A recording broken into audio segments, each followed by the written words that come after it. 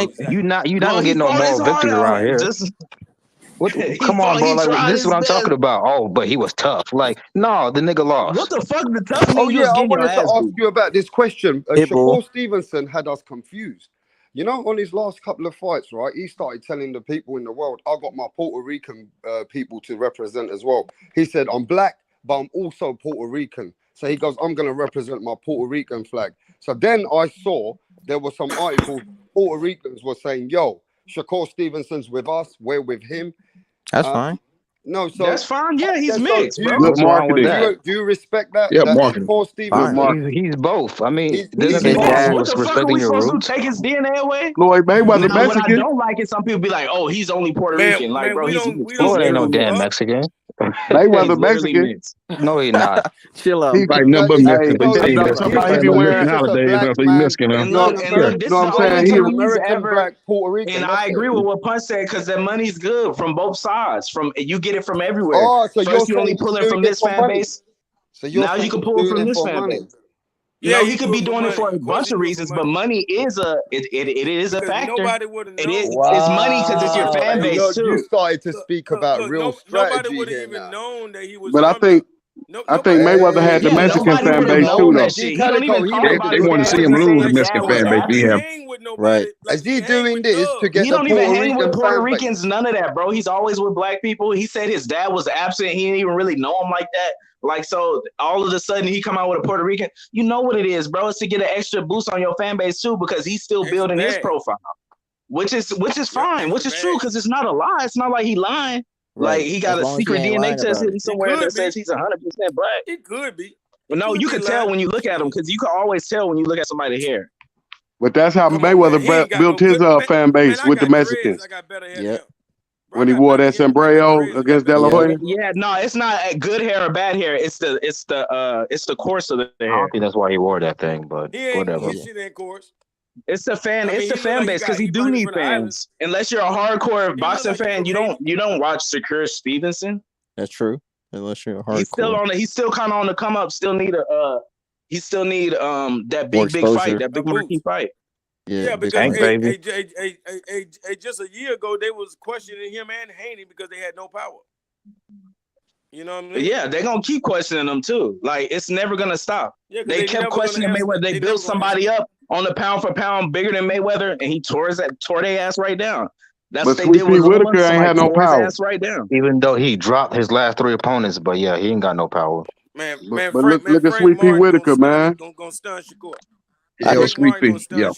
Chris Bird ain't had no power. He'll whoop your ass. Yeah, Chris Bird was a weight When you got type of skill heavyweight. Shakur He was able got, you don't need to no use his crazy quickness power. on And then you know what I don't like is when these fighters like Devin or Shakur or somebody get ready to fight somebody, and then before they fight him, he don't want to fight him because this and this gonna happen. Soon as they see the fight's getting ready to happen, well, I think they fighting him because and he gonna win because of this, that, and that. And the dude's not really that good. They start shitting on the opponent then. Right. Like how they start shitting on Loma. Now they say, well, I think he actually can beat Loma. No, bitch ass nigga, because you was just saying he wasn't even gonna fight him. He was gonna run from him, and then now you see he finna fight him. Now it's well, actually, I think it's because he's old now. He all this all Kambosos ain't shit now since Devin beat him. Now he ain't shit. They act like he lost 10 fights. Right. Who would you rather? I want to see as Frank Martin was just fighting. Who do you want to see American poster boy? I want to know from you guys. You guys are from America. Who would you like to see win? Haney or Shakur Stevenson? If those two fall, who would you like to be the American poster boy? Haney? I wouldn't say I would like anybody. Why are you asking that question? Then you got a picture with this nigga with a Puerto Rican flag. Because I need to know. That's why. No, I feel like you got something. You trying to imply something I'm here. keeping it 100. Who made that picture? Because that picture's not even real. Why you scared to answer the fucking conversation, bro? No, because it's obvious that you have some narrative already. You have your mind made up already. I like to talk the truth on this channel. So the truth is, you think that Shakur is a Puerto Rican? Whoever wins. But if you asking me who I think will win, to answer your question, I'm going with Shakur. It's Devin the American Dream Haney. If you don't like Devin the American Dream Haney. Yeah, I think Shakur. I respect that guy. Who said that? Who said that right now? Who said that? Because he's a better fighter. Devin the American Dream Haney. See, Dirk, motherfucker, you trying to spit a narrative here, bro. I like. But listen, what I said. I said, well, if they fight, whoever the best man is wins. I'm not going. If I had a magic button to press, I wouldn't press like, Devin wins on some weird hoe ass shit. I wouldn't do that. Whoever's better, hey man, y'all win. Look, don't get it confused. Don't get it confused, Rapstar. They gonna fight. They gonna fight in blood, but culturally wise, he's black. Yeah. He was born in America. He's from fucking Newark, New Jersey. Ain't Right. nothing Puerto Rican about this man But except his Shakur blood. never. He's Okay, you need gonna. to educate me, that Dirk. You ain't talking. Hey, You ain't Shakur. talking, Dirk. Shakur gonna. He's I his don't think he brother, gonna but lose. he's majority black. His mom No, this black. ain't common knowledge, bro. Because some people say that he represents Puerto Rico now. Nah, Hey, bro. Look Shakur. at his See, family. Like People that's a do that black to ass be funny. family. People say that shit to be funny, bro. but Man, Shakur got that's the kind of style interviews. See, watching What interviews. Puerto Rican you know named Shakur? I think Shakur got the talent to The be nigga one of the name ain't greatest. Guadalipo or some shit like that. It's Yeah, fucking he Shakur. definitely a pound for pound fighter right Yeah, now. I He think he definitely could got be the one of talent. the Future Hall of Hall of Fame. Keep on Famers. doing what he's doing. Yeah, Nigga even sound. He got a Muslim name. That nigga talking Yeah, about. he like look bro like a named future Hall of Famer. a rapper. Like Yeah, he's Puerto great. Rican He Floyd speaks. Mayweather 2.0, man. Style or something. He Yeah. charismatic. He's a little bit more charismatic to me than Haney, man. Haney, he lets his dad do a lot of his talking, but it seems like Shakur a little bit more outgoing, a little bit more charismatic guy out there. They gonna fight when they 30 though. When they 30, they gonna fight. I hope they don't wait that long. I wouldn't be mad at ain't got that. no footwork. Shakur don't got no Rican, footwork. Shakur's not Puerto Rican. I'm telling you. What? He don't got They high both crazy cold footwork because he knows how to gauge distance. Hey, Rapstar, you never answered my question, bro. Of who you got, or what percentages you got in Haney versus Tio? It depends how they both come into the ring, and for me, it all depends. If TEOFIMO Lopez is 100% and his mind's right, he'll give Devin Man, Haney his mind will never 30%. be right. If TEOFIMO Lopez can have his mind right, look, you gotta let me get it off. You're gonna just keep me laughing. His mind not right. He still making excuses on that Kambosos loss, man. You got to accept defeat, man. You got to quit making excuses talking about they set you up and Eddie Hearn was out to get you. This, that, too. You lost, man. I'm just like, damn, this sounds like a CIA operation. Yeah. Set me up, dog. Let me get it off. So you No, asked me that's a fucking because he question. was talking all that shit. Hey, no, fuck's sake, Tio was dog. talking all that shit to Deontay Wilder. He deserved that shit. Right. He was a hypocrite. He criticized Wilder and did the same thing. Dumbass. Man, he made And did Wilder the same thing, but this was worse because you didn't even try to get your get back. We can't even believe what you're saying. Nope. Like you avoided this nigga like the plague. Like, oh nope, I don't even want no more smoke with that. Wilder fought a He put motherfucker me on my 3 ass. You can't make no excuses out here, man. If you lose, you just lose. Fuck it. I don't care if the judges take it from you. One of the sore losers out here. Yep. No, I ain't gonna lie. If the judges took something from me, nigga, I'd be screaming at the top of my lungs. Well, it's on you. You should have knocked their ass out. That's what them hands I'd be for. mad as shit. But so you can knock everybody out. Like when Michael Fox got robbed, bro, that was blatant. That was blatant when they robbed Michael Fox.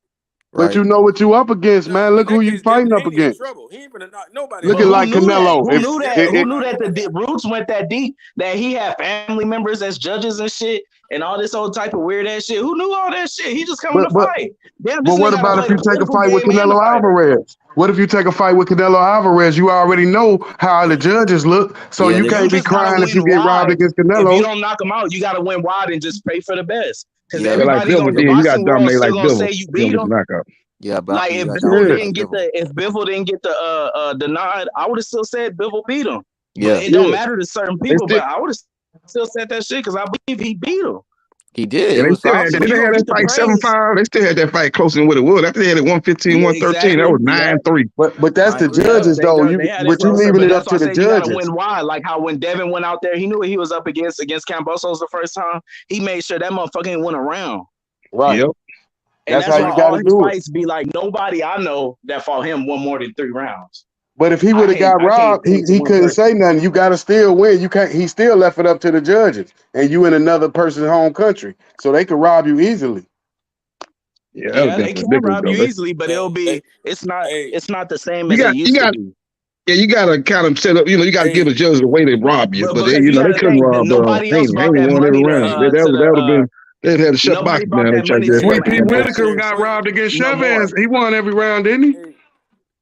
And he got that was in America. Let me ask the panel a question. Yeah, he won. I mean, Chavez might have won 2 rounds, but like I say, it was 10-2. Yeah, that was a bad round. I'm just saying, that's what I'm saying. Some people come to not get knocked out purposely. Like when Boots was fighting that Karen, he was not. Mikey he was Garcia. just trying not to get knocked out. Garcia against Errol Spence. He fought not to get knocked out. Hey, I got a question for y'all. Hey, Garcia got a good chin too, though. Hey, I got a question for y'all on the panel. Have y'all ever seen Bud or Spence fight an opponent that ran as much as Karen did that night? Yeah. I can't think of one. I've seen almost all their fights on YouTube. But I wouldn't call it running. He just uses. He has way better footwork than people call His it. movement. Have y'all seen anybody move that much? Yeah, that boy was moving, boy. But Who you Heenan should talking have cut the about? ring off a little bit, jab to the body, But then you started also got to moving. He remember was you doing can't nothing too find much. somebody that fights like that because Earl's gonna cut off. He's a master at cutting off that ring.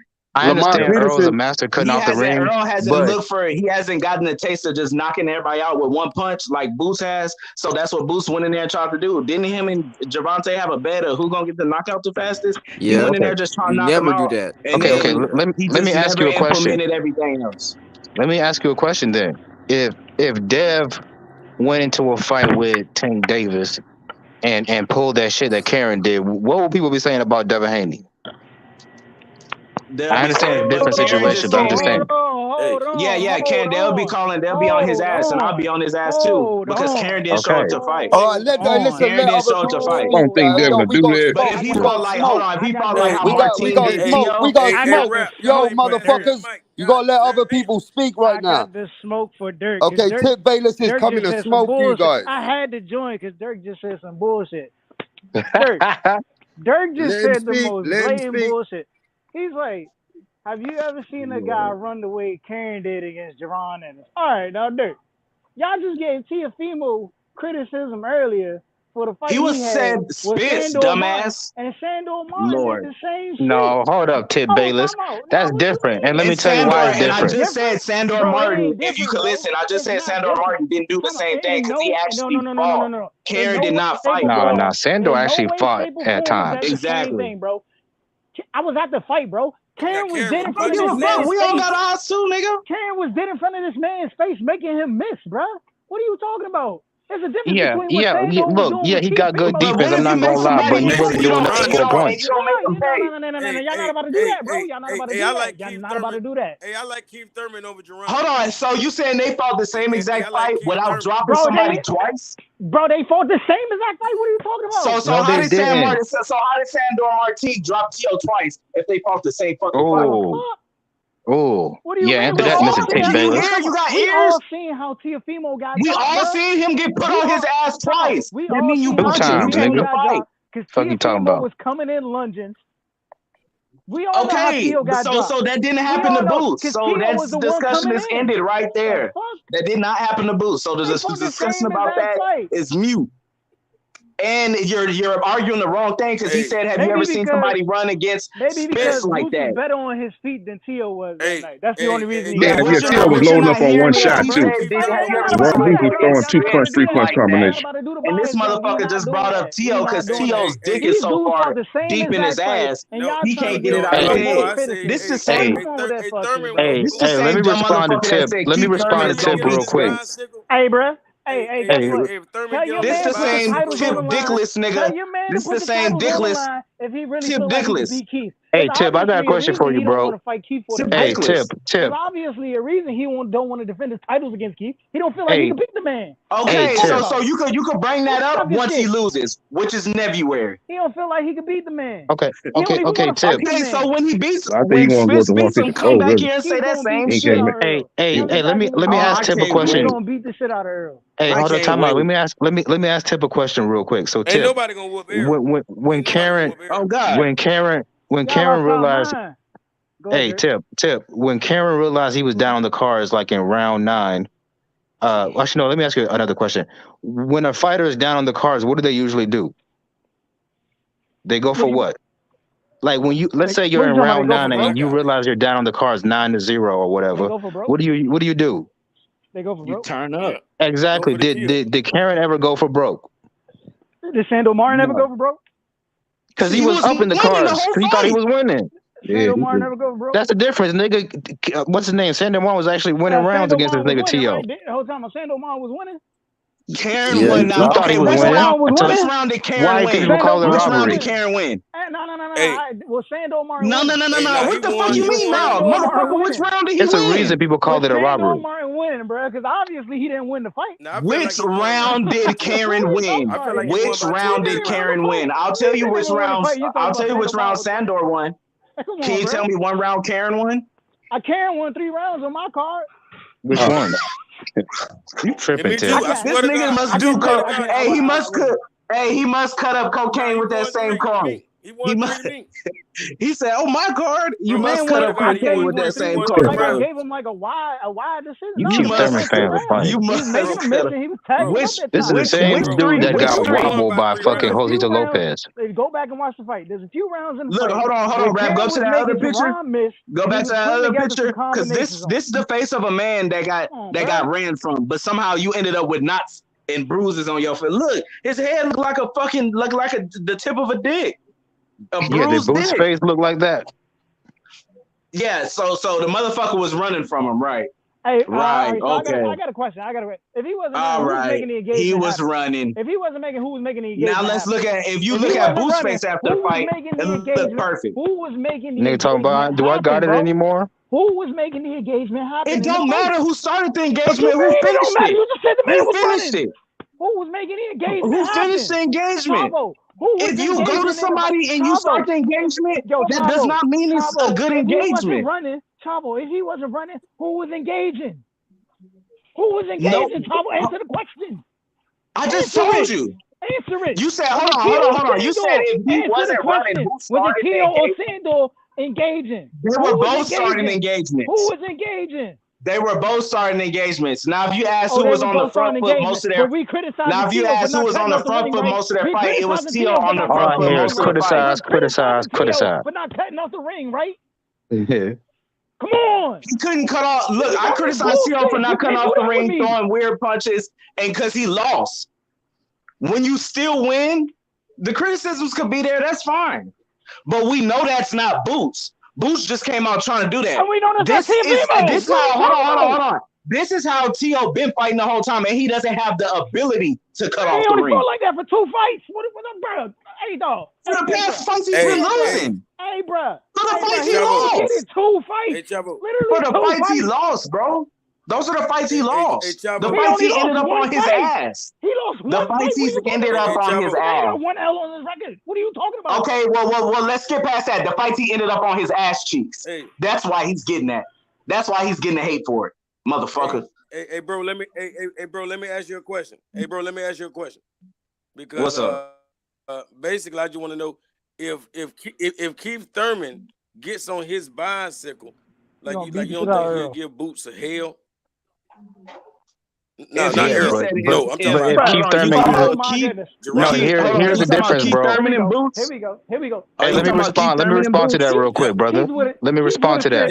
So there's a difference. If Keith get on his bicycle, I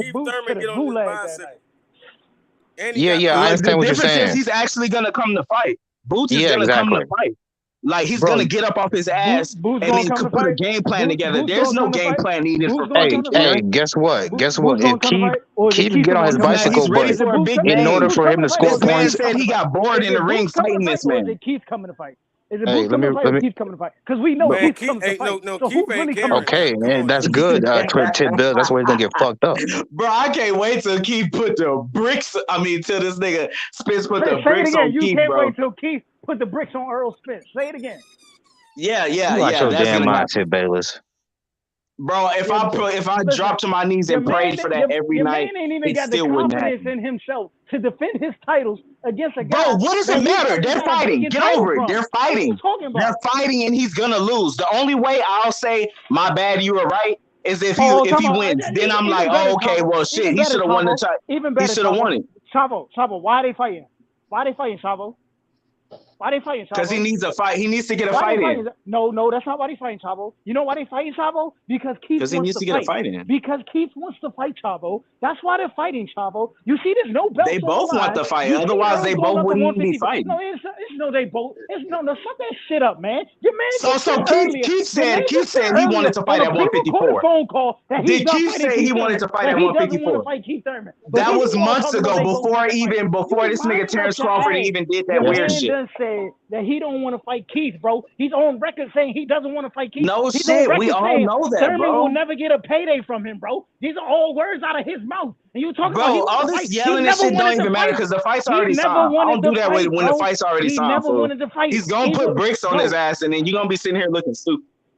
his past what 3 or 4 fights he's been hurt to the body. Put him against the Bone Collector if you want to.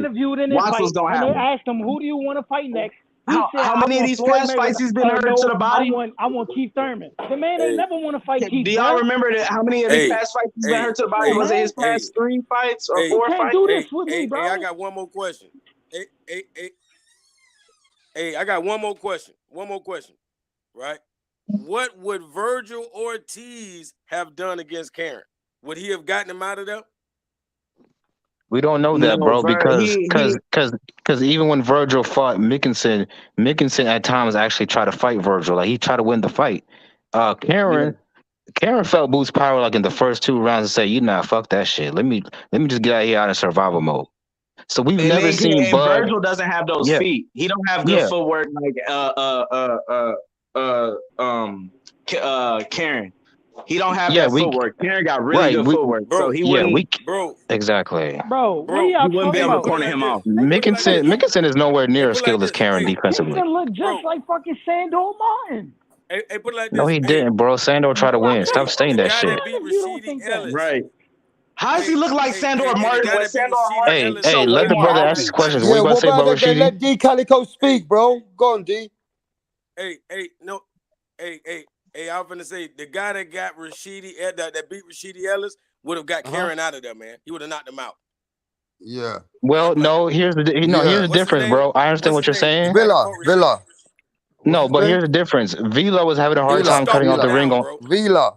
No, I understand what you're saying. I'm high on Villa too, but he was having a hard time cutting off the ring on Ellis too. The only difference is Ellis got tired. Hey, Karen didn't get tired. Do you think Virgil Ortiz would have cut off Karen? And Karen was moving. Virgil Ortiz would have cut off Karen, bro. We don't know that shit. No, he wouldn't. So. It's all speculation. Okay, name one person that footwork that comes close to Karen. You can't. That's a fight that fought Virgil Ortiz before. Look, who fought Virgil Ortiz before they got footwork like that? Boots. Nobody. Boots is also going to learn from that, right? He's going to learn from that. But he realizes he had one game plan, and Boots was too confident. You know what I'm saying? Yeah, he was arrogant. Boots wanted a knockout, and he didn't get it. So he had to stick with what he had to stick with. That's it. He knew and he at still some won. point. Yeah, of course he did. Very convincingly. Like, it wasn't like, oh, it was close. He fucked up. He should have came with a different game plan. It doesn't fucking matter. We motherfuckers couldn't wait to say something about Boots. That's all it is. That's the only reason we're talking about this shit right now. Because it was nothing, bro. Watching this man just move the whole time. And you know what it is? The main reason why is because you got people like Tip Bayless who are Keith Thurman fans. They want nothing to do with that fight. Crawford fans, Spence fans, and Virgil Ortiz fans, they couldn't wait to jump on this dude. They just couldn't wait. Talking about the hate, weren't we? We're talking about the hate in America. People just be dick riding one person so much. You are out your ass. We will happily invite a Boots in this fight, unlike your favorite 2 fighters. Whatever, bro. This is gonna be Spence is gonna retire.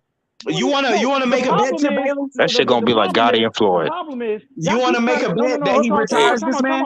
Let me explain the real problem here. The problem is y'all keep trying to throw all the fighters on Keith Thurman and make him do the dirty work instead of these other 2 guys who ain't fighting nobody. He's a fucking gatekeeper.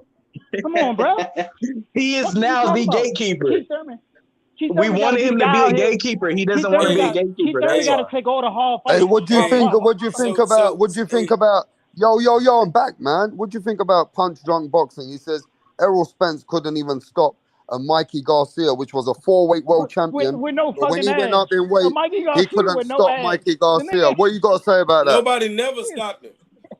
Hey, you know what that shows, Rapstar? Spence should have stopped him, though. He should have stopped him. Never been stopped before. It sounds like a dicky. No, but he should have knocked his ass out. You coming up in 2 weight classes, man. But look, this is why he did it. Is because dude said he was gonna outbox him, and Spence is just a weight bully that was just gonna go in there and use his body. It's not just that. It's not that. Mikey just was in there to survive. Mikey wasn't in there to win. That's why.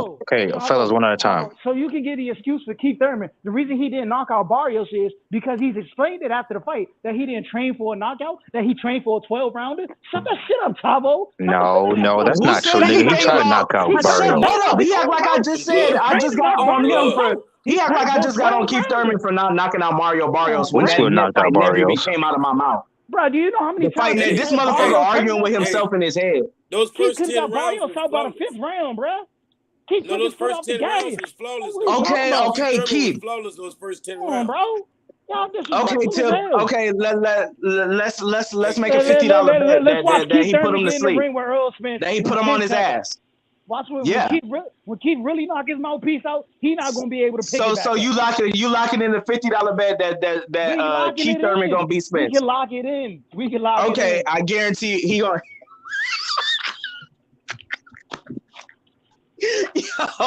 Yo, why you just giving away money? I don't even want to see it. Why you giving away money? I know how my Bro, this dog man is coming. finna I beat know the how my fuck dog out of coming. Keith What do Thurman, you bro. mean? What do you mean you don't even want to see it, D Calico? Hey, he don't want to see He Earl gonna do get this beat up. man bad, bro. Earl gonna beat the dog shit out of Keith. Damn near kill him. Hey, here's the He gonna issue go for in Keith there and Thurman. beat that No, man balls no, by bull. there. No, bull. Hey, here's the It issue took for that Keith man. Thurman. He don't It got took the that gas man a tank to move knockdown. around for It 12 took him a rounds. knockdown to win a split decision against Sean Porter. Weak ass Hey, nigga, man. Tip Bells, here's the truth you don't want to hear, bro. Prime Sean Porter. Keith Thurman remember will that. give Keith Thurman will give trouble to Earl Spence with his lateral movement for the first like 5 or 6 He rounds, gonna give. but He he gonna give. can't keep He up a that shit for southpaw, 12 bro. rounds. He gonna He give. gonna get walked down and stopped. Let's see That's if the you truth. guys can keep it real now on the next subject. The next subject is spicy, and Dirk's gonna love that subject. Go on, D Calico. Before I let you go, and then I'm gonna cook the next subject. Go on, D.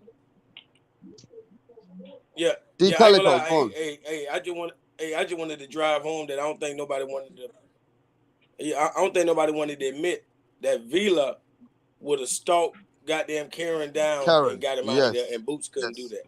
Now let me Okay, just say, and let's say that's true. I disagree. Let's say that's true. I disagree. And then look at this. It doesn't matter. That little point don't matter. I don't think it's true, but the point doesn't matter, period. Because if we put Boots versus Villa, who the fuck you think finna win? all right, here's the next topic now, and I want you guys to So keep it that's real. a void point. It don't even make All right, it don't here's the even next matter. topic. Yo, we're at the next topic. I ain't here long, bro. I'm not here fucking long, bro. I just want to get to the next topic because I got to get out of here soon. You guys ready? Now, you guys have to keep it real. You're all American. Virgil's American, Boots is American.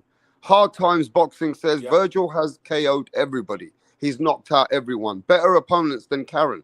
Keep it real. He's fought better opponents than Karen, and he was managed to stop all the opponents. Now, my question is this.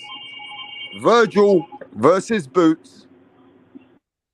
And I'm going to say, is this fight a 50-50 fight, or does Virgil get outclassed, or does Virgil stop Boots? I'm going to start with Chavo. Chavo, cook.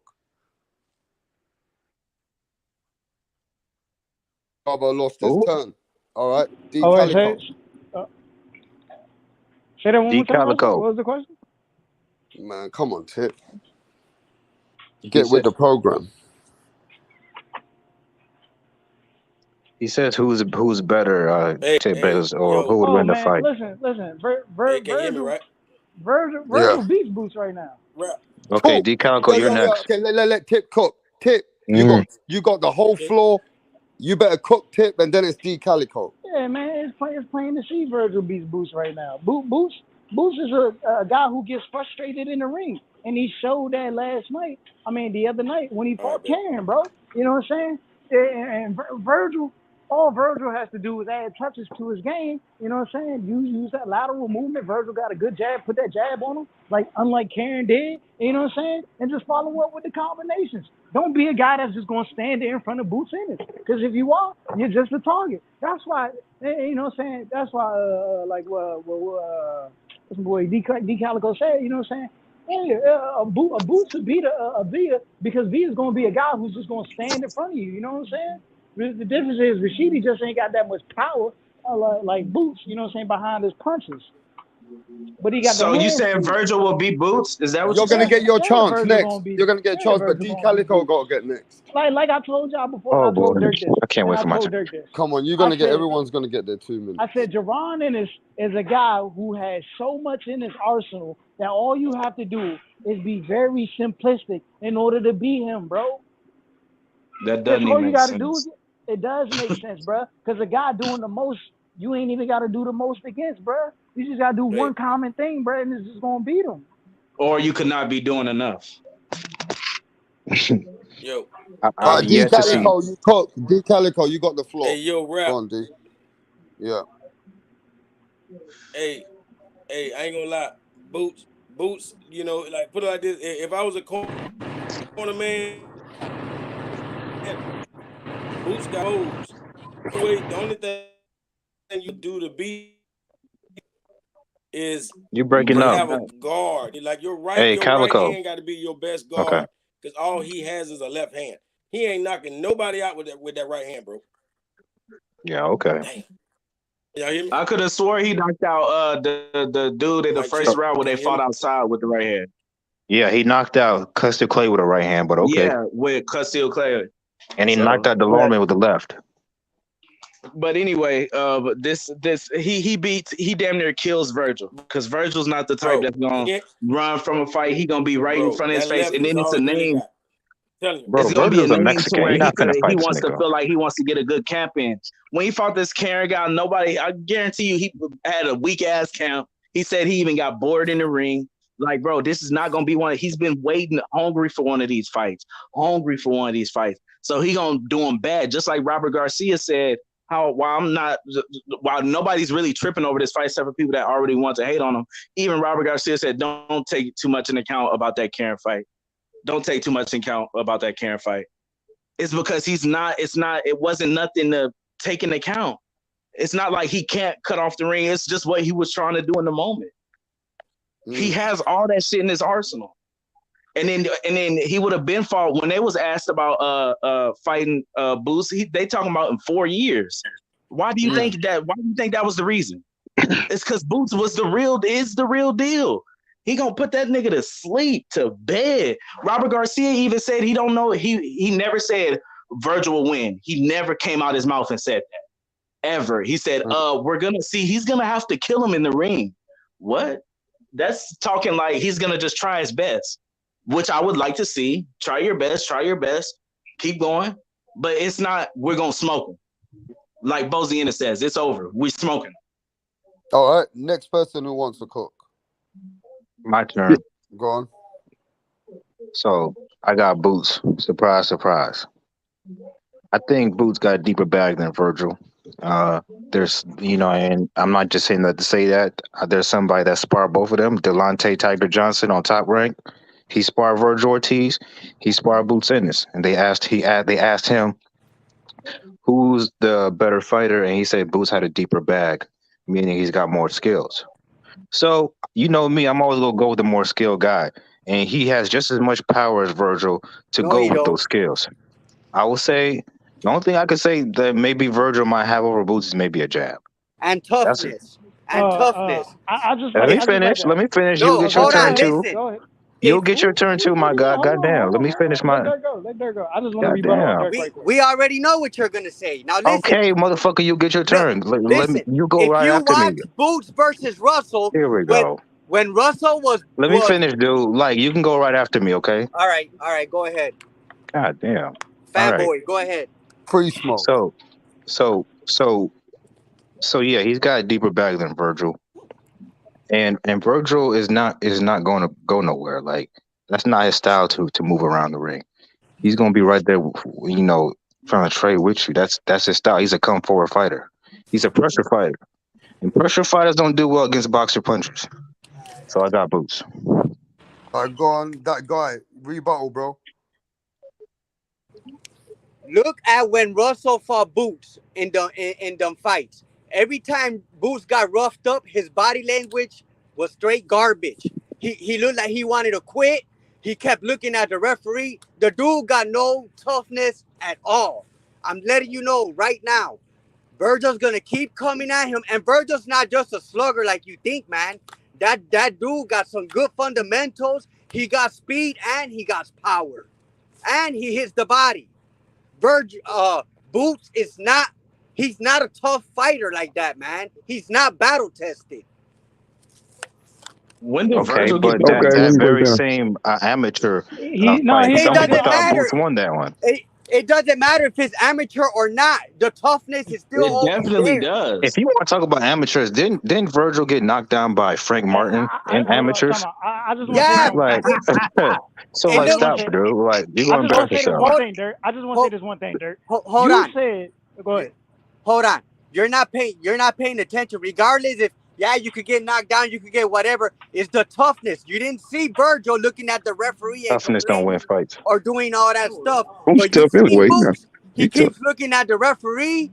Then How you gonna say a professional boxer is not tough? How do you Man know from that? Is Philadelphia. there proof of Boots not being tough? Like, you got to show me. No. Hey, yo, Dirk.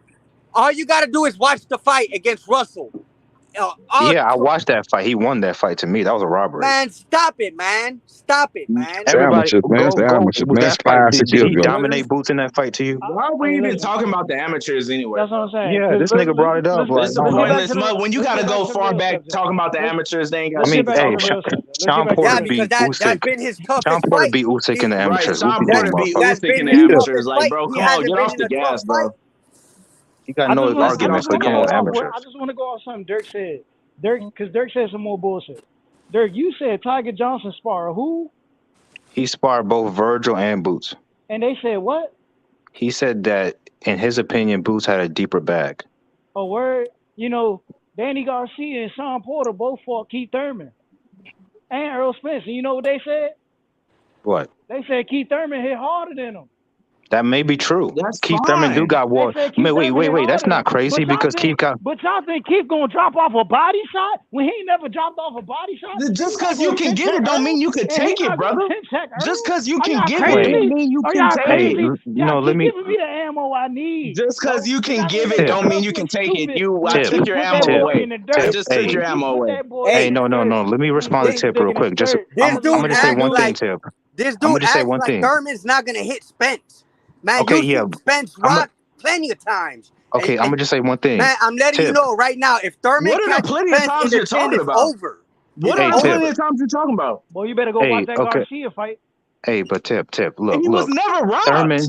Are you What are you dumb? talking about? He got his mouthpiece. You Punch the on fuck drugs? out. Is it? You Are got you that card crazy? with you? You cut up He cocaine got with rocked again? and he got rocked by Uga. Who the fuck gets rocked by Ugas? Ugas when you're not looking? Yeah. When he not looking, bruh. Look at before he got his mouthpiece knocked out. Anybody can get rocked when they not looking. Come on, no, bruh, no. You didn't read that motherfucker. Did the referee or not? Did the referee say stop or not? Did the referee say stop or not? Did the referee say stop or not? You didn't read Spence Did the body referee language say before stop or his not? mouthpiece got knocked out. Did the referee say stop or not? I'm That was guide you. before. Did That the was referee? before he got stopped. No. He Did the got hurt referee with say a stop uppercut. or not? I'm gonna guide you through the sequence Oh before my Earl got his God! You see mouthpiece how people knocked out. don't because it just ruins the whole narrative. No, If the referee say stop and you stop and somebody else don't stop and he rock you, what the fuck are you supposed to do? Sucker from getting rocked. But when Keith hit him, he gonna feel it, bruh. He gonna feel it. But anyway, Bro, we already got our bet locked in, so make sure you here after he lose. Don't go nowhere. Hey, Rap, remember, Rap Star, hold him to this bet too. Ugas hit him with it straight down the pipe. He wobbled back. He took a step back. Then Ugas jumped on his ass. Boom. That motherfucker. No, he didn't. No, he didn't. Why are you lying? Like we all didn't see that fight. He hit him, and then Spence came right back. He went up against the ropes, and Spence bounced right back off the ropes and started beating his ass to the point where he couldn't see. Because the ref jumped in. Fuck is you talking about? No, he didn't, bro. All right, bro. No, he didn't. After a couple punches, the ref stopped. The ref ain't say stop. But Tip. When he got punched in the face, yes, the ref said stop. Hey, but Spence Tip. been rocked before. Let me answer you on your. Let me answer Tip on what he said about Keith Thurman and he was Spence's rocked power. bad one time early in his career. Yeah, Now imagine if that was Keith Thurman hitting him.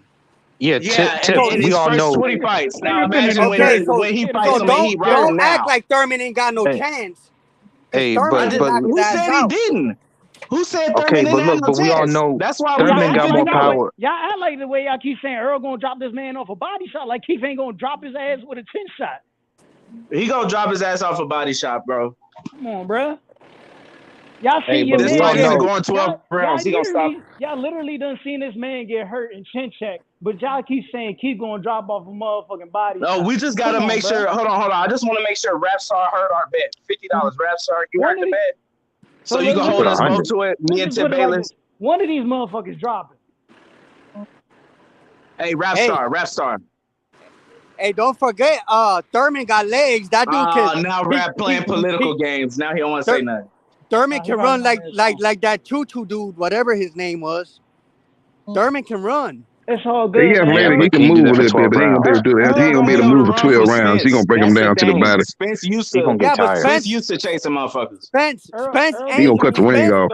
Spence ain't just gonna fucking slug with Thurman, man. He can't get once he feels that power, he's gonna know he got. Spence fights everybody like that. So I don't know why you talking about he can't do it with Thurman though. Spence have not fought anybody with power and slugged with him. That's not true. So he didn't do that with, what do you mean slug? Or do you mean use no defense? Is that what I'm getting out of this? No, fight like he fight Porter when they were just throwing bombs at Porter, you have to have two people willing to do that. If Danny Garcia was willing to do that, that's what would have happened. But Danny Garcia was getting touched the fuck up. So he started playing defense. He started being more Danny Garcia do got power. He do got power. Exactly. Danny's a natural counter puncher anyway.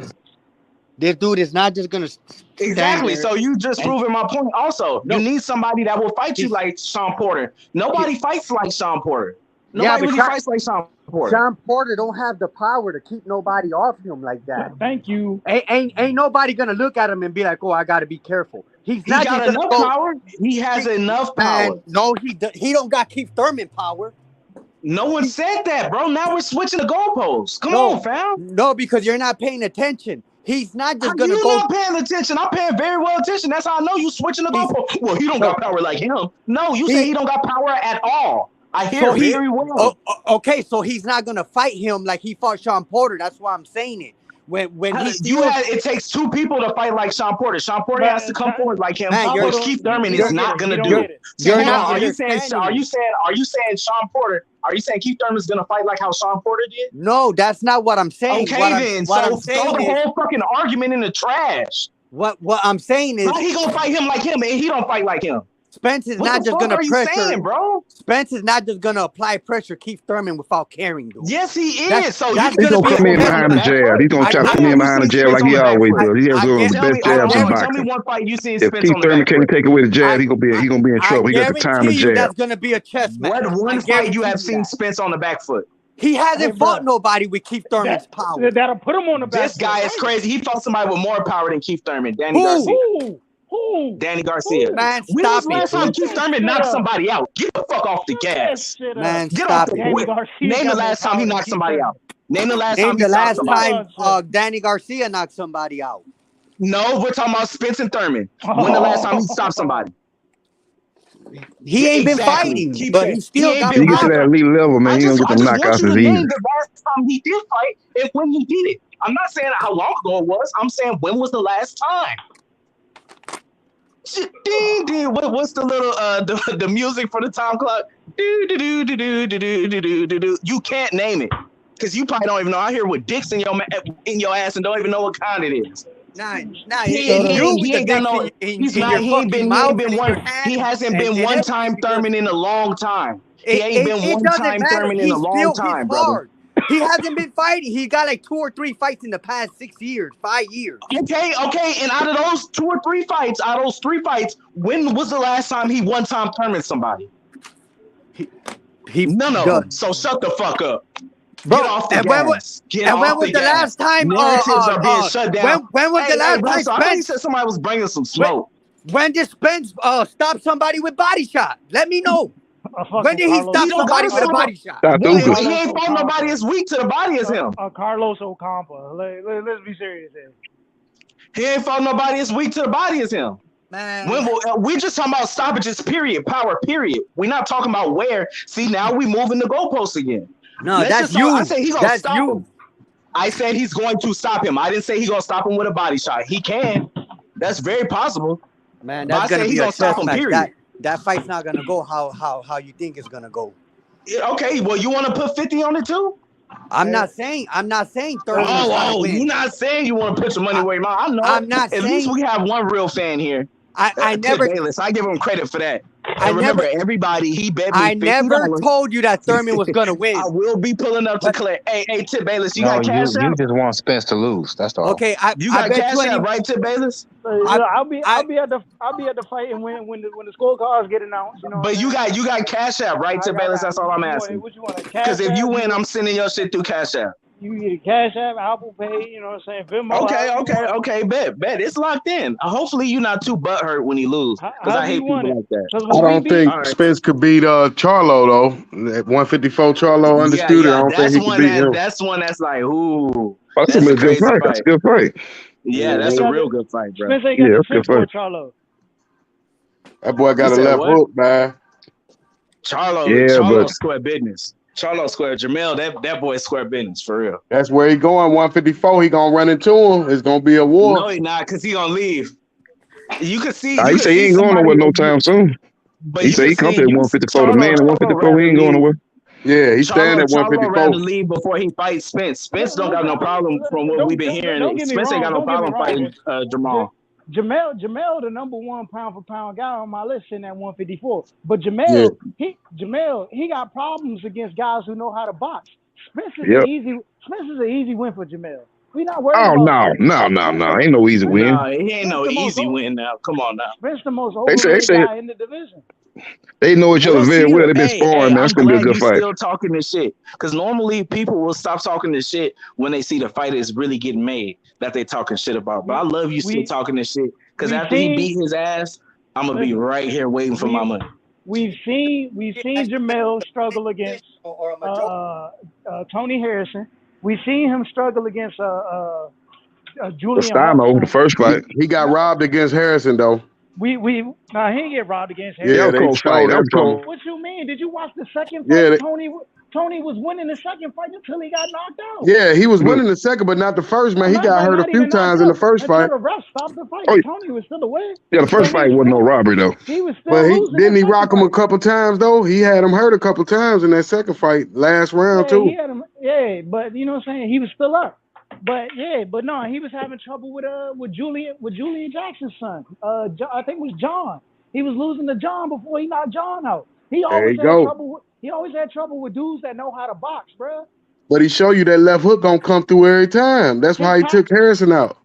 Charlo, I like Charlo, but you know what I'm saying? He got problems with guys that know how to box. So fighting Earl Spence is an easy win for him. I'm telling you. Oh, do you think he got cheated by? You say easy win? No way. Ain't no easy win. You say he might win, but ain't gonna be no easy win. Ain't nothing easy about Earl Spence. That's gonna be a tough fight. Get a dub over him. You said what about the Pacquiao? Do you think Keith Thurman actually won that Pacquiao fight? I think it could have been a draw. It could have went either way. I wasn't mad about the decision. It is what it is, man. You know what I'm saying? So would you have wanted to see a rematch? I would love to see a rematch. I can keep. So do you think you give any props to Ugas for beating the shit out of the man that dropped Keith Thurman? I give Ugas 100% credit for beating Pacquiao. So you just don't give the credit to Earl for stopping Ugas stuff. What are you talking about? Earl get 100% credit for stopping Ugas. I ain't never said Earl. He just don't think he could beat Charlo. No, he don't think he could beat Keith. Oh, you don't think he gonna beat Keith Thurman? Hell no, you're not gonna beat Keith. Shit. Oh yeah, that's easy money right there. Oh yeah, we got to get back on here and celebrate that. Yeah, I think so. That's gonna be an upset. If he pull that off, he the truth. Listen. Keith gonna show y'all why you don't drink and box at the same time. All right. Okay. Yeah. Okay. Thurman ain't gonna be the one to expose that. Sorry, Tip. That's all you do. Yeah, I think Earl, he gonna punch the shit out of Earl. Wow, as a grown you know ass man, why like? was he wearing this 2001 T-shirt? This 2001 Young Money, this 2001 FUBU Young Money T-shirt. This corny as fuck. We can't wear tall tees no more. Hey Tip, you know who you remind me of, Tip bro? Bayless, you wrong for that shit. You know damn well they can't wear no tall tees. You remind me of them Triple G fans trying to convince us that Triple G and Canelo 3 was gonna be a good fight. Yeah, that shit was wild. Thing, bro. That was It's the same exact thing, bro. It's a money grab. How is it a money grab and it ain't no title? The nigga finna retire. He's going to retire him. There's no titles Spence on is the gonna line, retire bro. him. He There's gonna no retire your money, boy, and bro. then you gonna There's be on no here. money in this fight with Hey no man, titles have on that the cash out line, ready, bro. bro. This That's is all a I'm gonna straight say. up fight. This is a fight at this point. It's nothing but a Matter of fight. fact, you might as well send that cash out through Drizzy right Dro now. in the chat. You really think Pac-Man did not get the shit beat out of him by Ugas? And you calling us casuals? Are you fucking crazy? But Thurman do need this payday though. He was just eating. His wife had to spoon feed him soup. y'all You be talking about he reaching. didn't get his ass beat? Chavo, y'all be reaching with y'all This verbiage, guy is bro. crazy. Y'all be reaching with y'all verbiage. Beat the Hey, shit out Ugas of. was getting lit up too, though, in them first 4 or 5 rounds. He didn't beat the shit But he out beat of the fuck out of him regardless. It's 12 rounds of fighting. It's not 4 or 5. Yeah, he but beat the shit out this man. He couldn't even see no more. But the main reason this fight happened because Thurman bank account. This he need this. You know he owed this fight. He fought them all. He fought Danny Garcia, Sean Porter, all of them. Now this just another guy in the line. He got to get the payday. This the guy who claimed he the best in the division. You know what I'm saying? Claim he wanted to fight the guy, but yet here he is on record talking about I don't want to fight the guy. So it's like, What do does you it want to fight matter? the guy? You got what you wanted. They're fighting. What the fuck are you complaining about? You're complaining about your man. It's crazy. I'm complaining about him saying he didn't want to fight him, but I actually got the fight, so now I'm just mad. You're complaining about your man, how he never been consistent, and how he been full of shit his whole career. It don't matter. It Don't matter. They're fighting. They're fighting. They're fighting. Now what? You just complaining like a girl. My man. You said we weren't, but we are okay. But I'm still mad. Like, bro, come on. He already fighting. Bro, why is your man not putting the titles on the line, bro? Because he I can going to understand why you 154, man. mad at that, because you actually think he can win. You actually think he can win, but it's no chance in the actual person's mind that knows boxing he's gonna win. He's going to 154, right? Why is he still holding on to the titles then? Why has he not vacated? Yeah, he do need to vacate the belts. He do need to vacate the belts. He do need to vacate the belts. Why is he fighting his mandatory at 54? Why is he bringing if that would have been Canelo, you would have been talking big shit about that. Why is he bringing a guy up from 47 to 54, bro? It makes no sense. No, we wouldn't. That sucker trying to get every advantage. You think we're talking big shit about Canelo when he wanted to fight him at 68? When we wanted to fight Bivol? We was talking shit. I want him to fight Bivol at 68. No, what I said if it would have been Canelo that was bringing somebody up from his division up to the next weight class and fight for no belts, you would have been on him. And you know Didn't he do that shit? Yeah, but Errol Spence Jr. said it's doing the negotiations with Crawford, man. That he gonna fight Crawford. He gonna fight Crawford. He gonna move up. That's what he doing, moving up. So he's staying true to his word. You think I would be mad? Canelo done that already. He fought Amir Khan. Benavidez at 175. I wouldn't give a fuck. I'd be like, hey, yes, guess what? finally, shit. Hey, guess what, Canelo fanboy? He's done that already with Amir Khan. Oh yeah, he did. So cut that shit out, man. Like, do your history. Just drive. Nobody's talking about that. I don't think Spence can make that 147 no more. Canelo done that. He'll get No, he ain't going back down to 147. He'll do it for a Crawford fight, but he ain't going back down to 147 for nobody else.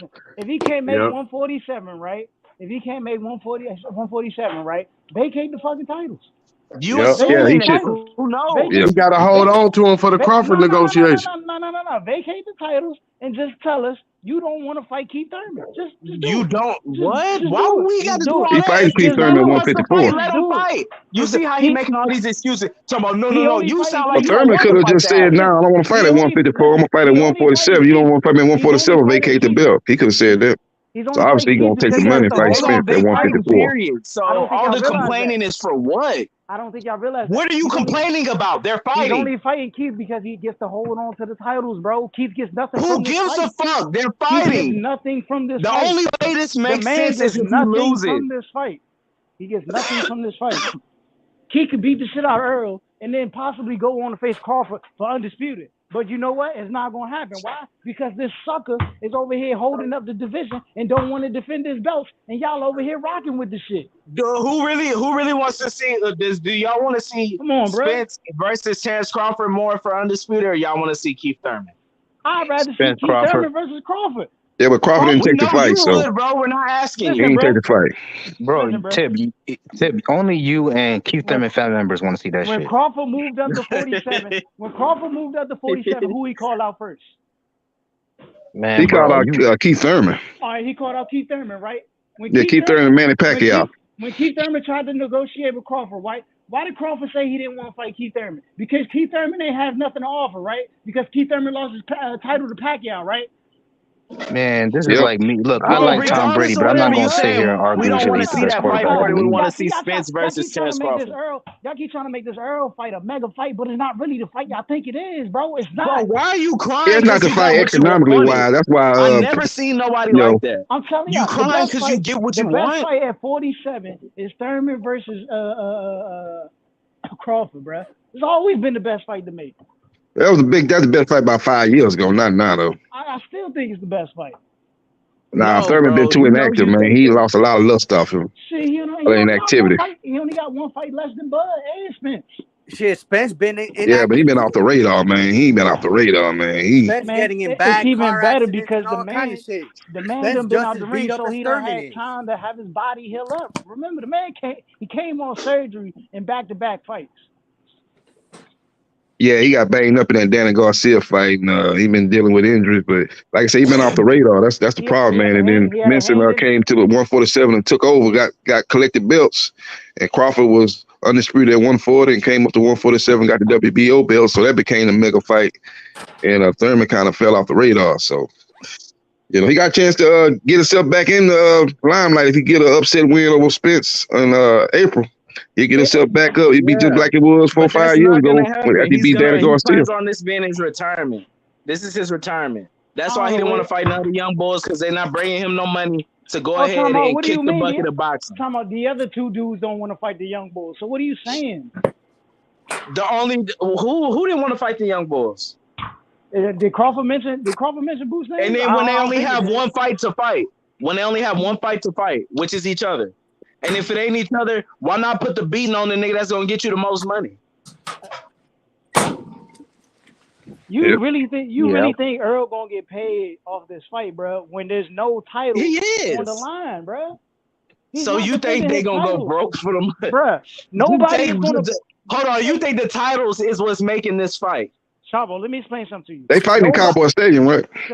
Chavo, let me explain something to you. I don't know where they're fighting officially yet. Nobody is going to buy a pay-per-view match for Keith Thurman. You are. You said you're going to be there. Except me. Nobody's going to buy a pay-per-view match for Keith Thurman versus Earl Spence at 154 when he's holding the belt. Yeah, they are. Yeah, they are. Bro. I guarantee you everybody watches this fight. I guarantee you everybody watches this fight. The bank, bro. And then you don't know if they're getting guarantees or not. No one knows this shit. You got your nose all the motherfuckers' business except for the fight. You a fucking fan. Watch the fucking fight. Ain't that what you wanted, nigga? God damn, crying like a girl. For what? You said you wanted to see the fight. Now you like, well, why is he fighting him now? What? Are you scared? This is how scared people sound. This is how people sound with the Loma and Devin fight. Well, why are you fighting him now? He been trying to fight him. When you ever heard me sound scared talking about Keith versus Earl? Okay, so what are you complaining about, bro? Tomorrow it's not gonna sell. It's this, it's that. You already think he gonna win? It's cool. You should be happy they're getting the opportunity of fighting. I don't give a fuck if Devin got $30 to fight Loma. Oh, I can't fucking wait so he can shut up everybody. Nah, bro, it's bigger than that. Cause your man. I don't care. It's not my pocket. It's not bigger than that. Nigga sound like Little Baby. It's bigger than Black and White. He's not gonna get the undisputed match. You know what I'm saying? He's not gonna get the biggest fight because the hold up is holding up the division. The big Lord Jesus Christ. Actually, Crawford held up the division. Really. We went through Crawford holding up the division. Now it's Spence holding up the division. How about everybody just shut the fuck up and watch the fights?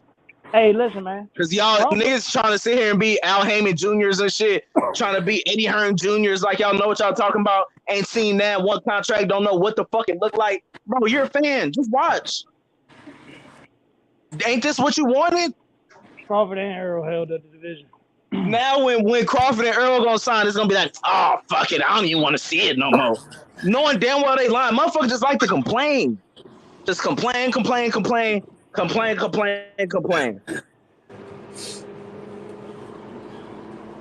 I mean, what would it matter? I mean, if Keith beat Earl, what would it matter? Exactly. What's your complaining matter? Because they're not going to switch shit. Damn, you ain't even let me finish. If Keith beat Earl, it wouldn't even matter if they fight for undisputed, if Earl and Bud and Earl fight.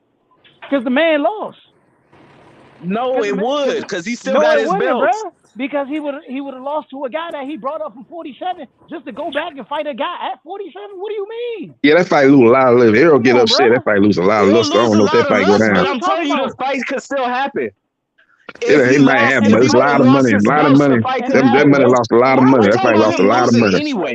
That Why fight are we lost a lot literally of talking money about if he Earl loses. losing to Keith Chavo Thurman? not listening. Chavo not listening, bro. Why are we literally talking about? He don't Why are we understand that talking if about him Earl losing lose to the Keith Keith, Thurman? he don't understand that Earl lose the Keith. Then you know what I'm saying? The whole division looks like shit now. Why are we talking about him losing to Keith Thurman? Bro, you got to think about Does the possibilities anybody of what's about to besides happen in the future. Dickless believe he's losing? Shit. Crickets. Nobody believes that, bro. I mean, you like being held up. Thurman don't even believe it. Thurman don't even believe it. Hey, listen, my man been in training camp since the beginning of last year. waiting on the hold up. Waiting on the hold up. Yo, this is funny to the motherfucker. I don't give a fuck if he been in training camp since he lost to Manny Pacquiao and never had another fight. I don't give a fuck how long he been training. He's still gonna lose. Meanwhile, your boy Beard Belly Earl over here, he gonna get his shit rocked. You know what I'm saying? Okay, well, just make sure you're here with my 50 bones. I can't wait till this fight happens, bro. I'm gonna shit on I'm gonna have all y'all on my payroll. Every last one. Yo, this is funny, bro. You really think he gonna win? This funny. I've been waiting 7 years for Keith to beat the shit out of Earl. Hold on, don't you even believe T.O. could beat Devin, right? I believe everybody can beat Devin. So you think he gonna beat Loma? Hold on, can we bet on the Loma fight too? Another 50 bones? I ain't betting on that because I got Devin over Loma. You just said everybody can beat. Never mind.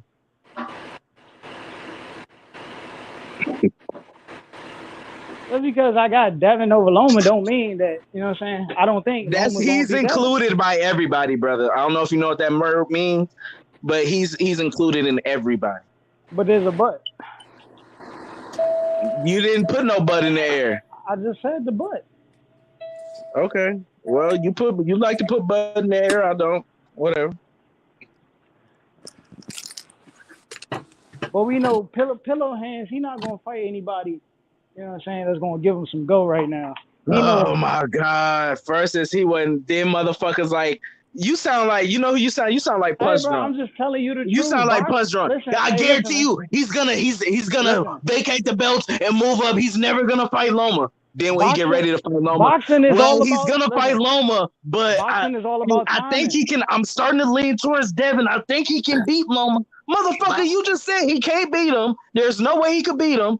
And you said that he wasn't gonna fight him. And now all of a sudden Devin could win. Now that Bob Arum said it's finalized. Come on, man. All about timing, we see how these motherfuckers. We see how y'all play. About timing, Chavo. You do realize boxing is all about timing, right? There's a reason why. But he said this not even 4 or 5 months ago. He said this shit when Paulie came out and said that. So it wasn't no long time.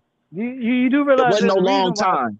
You do realize there's a reason why. The reason why he said it was because he a hater. Damn, I can't even get up. I do know. You know it's the reason why Floyd didn't let Tank fight Loma, right? It's all about timing.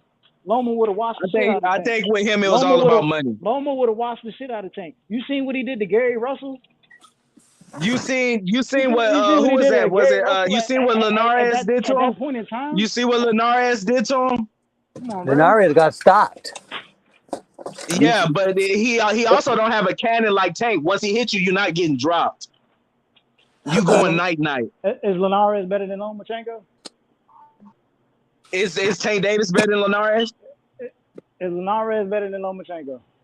Man, is Tank Davis better than Linares? That's the comparison.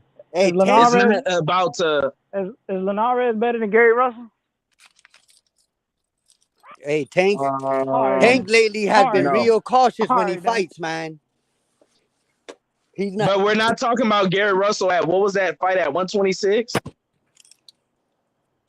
We're talking about 135, and we're talking about Tank Davis with the one-hitter quitter. But you know, looking at the overall skills, you can tell whether. But who gives a fuck about? You're talking about timing. What does timing have to do with Lomachenko? How old is Loma again? And tell me how old Spence is. That's my whole point, bro. And tell me, hold on, tell me how old Spence is, and tell me how old Lomachenko is. So why are we talking about age when it comes to certain fighters? Spence is What younger the than. fuck are y'all talking about, bro? He ain't been through no wars. He barely got any fights under his belt. It's not like he got wear and tear. Stop talking about age. It's his time to get his ass beat. He ain't fought nobody Oh elite my except for God! Gary Russell You Jr. just 3 explained it, weight Dirk. classes I ago. mean, you just Come explained on, it, bro. Get Chavo. off the You just fucking gas, explained it, fam. Chavo. Lomachenko been through more wars than a Devin Haney, bro. That's why it's all What about wars has he been in? timing. God damn, bro, you slow. Your own logic is killing you right now. What wars? Loma been through more wars. Loma been through more tough fights than Devin Haney. Is that supposed to be a good thing? Come on, bro. His toughest fight was in the. Hold on, is this supposed to be a good thing? He also been through less fights. Come on, bro. He also has less fights. The man got over 300 amateur fights, dog. What are you talking about? Who gives a fuck about your amateur fights with them big ass gloves and headgear? He didn't use headgear. What are you talking about? Well, big ass gloves. Who gives a fuck? Clearly, the man got 300 something amateur fights. No, amateurs is 10 and 12 ounce gloves. That's the same shit Spence and Thurman's gonna fight with. Yeah, but he's not big as Spence and Thurman, dick face. Well, what I'm saying in general is the man. Dude, why do you gotta call names? You're all in your feelings. The statement I'm making is he has wear and tear on his because body. you saying dumb shit that don't make no sense. Why are you bringing up that's the same what Spence and them are gonna use? Because they're fighting at 154, not 135.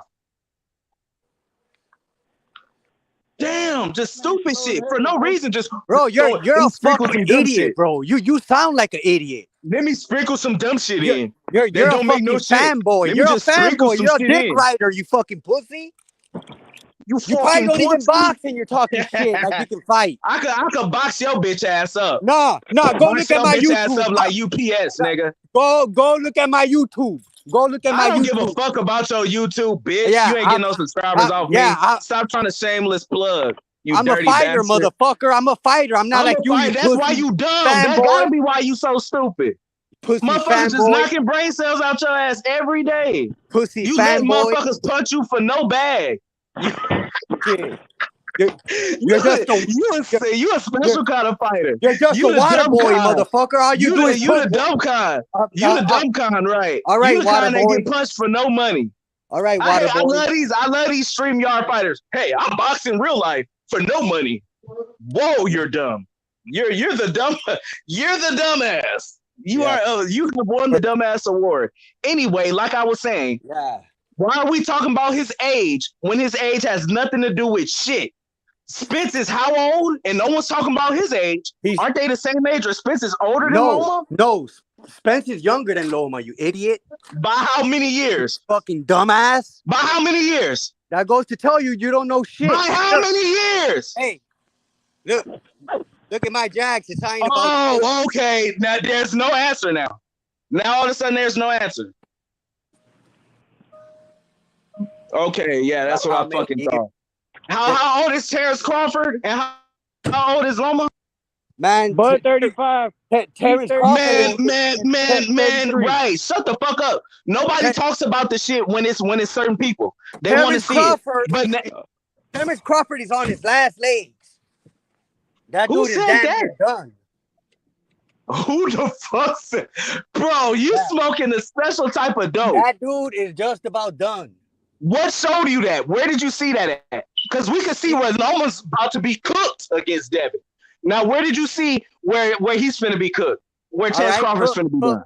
Put Crawford against Boots or Virgil Ortiz and see. No, don't come up with mysterious Wonderland fights, motherfucker. I asked you, where did you see it happening already? You didn't. So shut the fuck up and put the dick back in your mouth. Look at the punch stats when people hit him, you dumbass. He's getting hit more now than ever. Because his competition is better now more than ever. Nah, heck, man, get the fuck out of here, man. How? Get the fuck out of here, his competition. How? Man, stop it, man.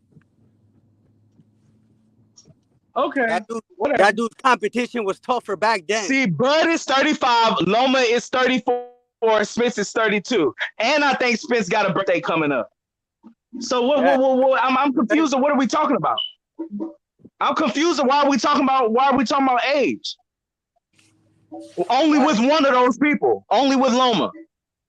Oh, Loma's already old as fuck now. No, the fuck he's not. Act like he been through a bunch of wars. Motherfucker got what, 13 fights? Get the fuck off the gas. He finna get his ass beat, and he better get all the credit as y'all when he was out here whooping shit. 13 fights? Bro, you don't say know he shit. got like 13 fights. Nah, he got more than 13 fights. How many fights he got then? Shit, more than what you said. Shut the fuck up. Every time you try to more convince than somebody, what ask you you, said, what's you up? fucking What is it dumbass. really? And you don't know nothing. You don't know nothing. You be like, Abdul Jabbar Kareem. You don't know nothing. Dude, you're a fanboy. Just like when I asked you how old was Loma, you I told you he's older than Spence, and you didn't even know that. You thought and you didn't know when. You didn't know how old. You didn't know. I knew they was around the same age. They're not around the same age. Yes, they are. Around the I'm same done talking age. to this dude. I'm done talking to this dude. All your brain cells is gone, dude, fool. all you are is a fucking fanboy. That's all you are. All your brain cells is gone. Yeah, all my brain cells is gone. Yeah. Go look at my YouTube. Go look at the cars I drive. Yeah, because your brain cells is gone. You're getting your shit beat in. Hey. And who give a fuck? This motherfucker trying to fake stuff on the internet talking about look at the cars I drive. Motherfucker over here rent a car every day. Nah.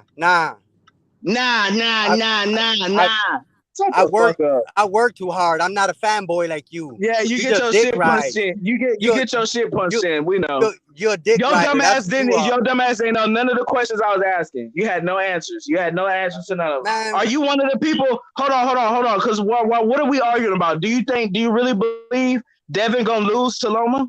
No, I don't think he's gonna lose to Loma. I never said what that. The fuck are you arguing? And you think it's because he's old now? No, I'm saying Loma's too small and he's not the same fighter he was before. How you gonna see? Here we go with the excuses again.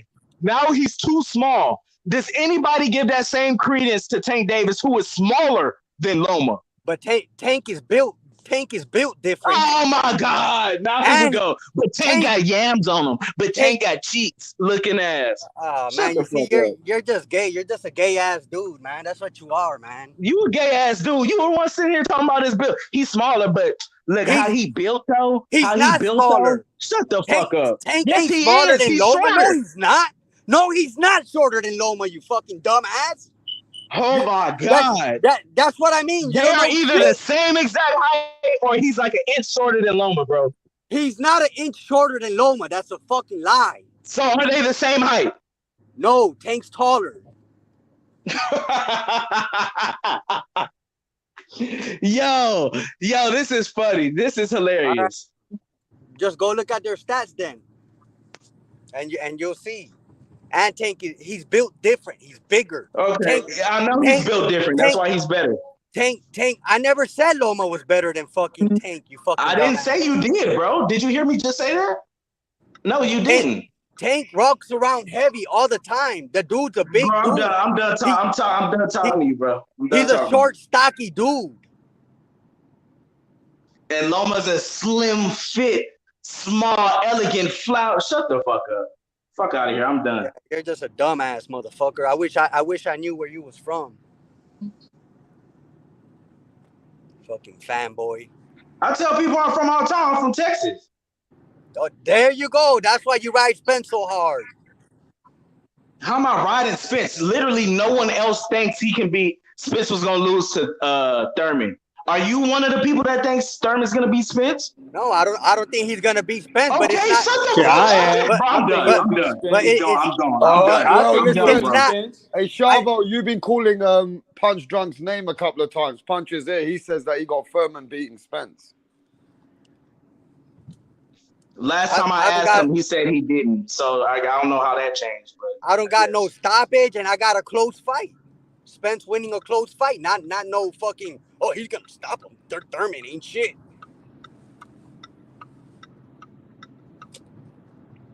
I got Thurman beating Spence.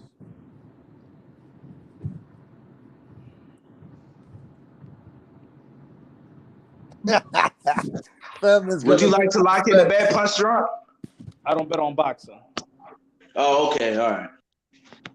Why? I know a bunch of people that don't even know boxing. My friends don't know boxing. They bet on boxing. What's that has to do with it?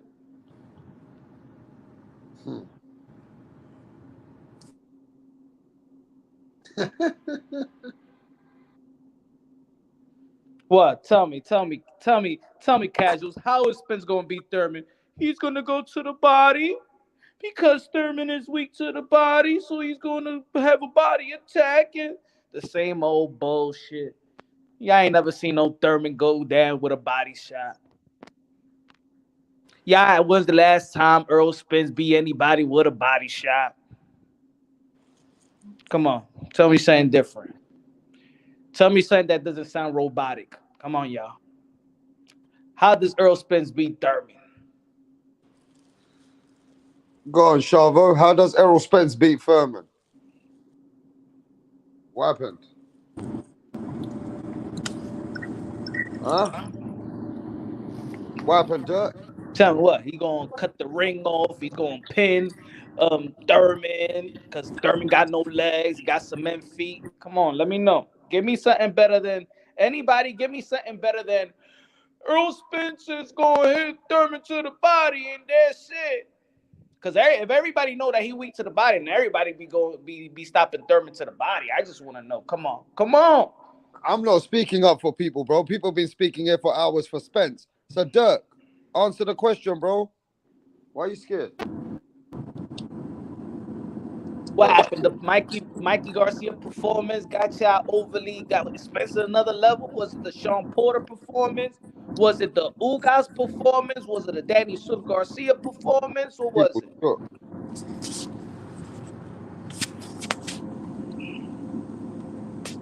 Yeah, that guy ran away punch. Oh. Yeah, the first 2 rounds in the Ugas fight, I didn't like the way Spence looked. He was falling in with his punches. He was throwing wild punches and all kind of stuff. He didn't look good the first couple rounds.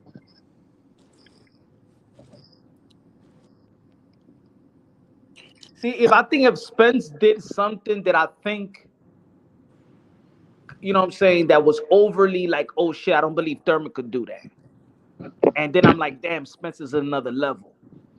Then I would be like, straight, man, Spence gonna wipe the floor with Thurman. But people talk about like Spence gonna wipe the floor with Thurman. Like if Thurman's just out of this, like he's just a has-been. He's inactive. Everybody inactive. Everybody fought one time last year. I want to know. I want somebody to break it down logically. Don't give me no robotic analysis of the body. Shut up. Earl Spence haven't knocked out nobody. Matter of fact, Keith Thurman got more body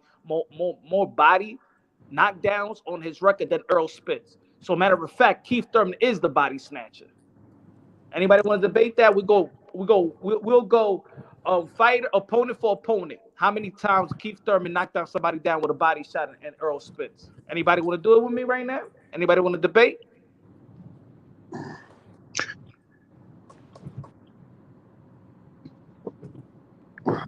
Yeah, I'm back. Yeah. Go on.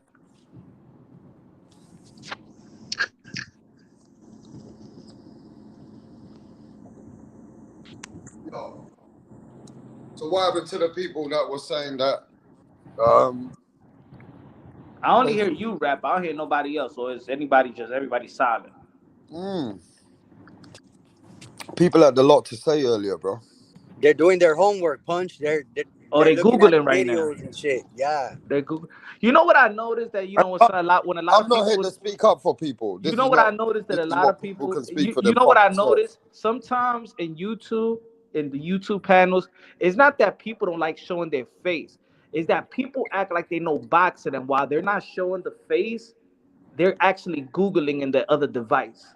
And they act like they're saying something smart. They want people to believe. See, I say that shit at the top of my dome. Y'all see how I go live. I don't need I don't need to do all this nerdy shit and stuff like that. Let's check box ranking. Let's check this one. Let's go. So good. Nah. Come on. Give me this body snatcher, the debate. Give me this body snatcher shit. Yeah. Didn't Errol Spence Jr. stop Chris Algieri to the body? When he didn't go to the body, stopped Chris Algieri. I think he stopped him to the body. Chris Algieri. No, he hit it. He hit it with a hook. It was a hook. It was a hook to the head. I want to say, like, well, Keith Thurman did a Carlos Quintana, who beat Paul Williams. That around that, he was the most devastating guy. You know what I'm saying? He was the boogeyman. Keith Thurman retired Carlos Quintana with a rib shot, broke his rib.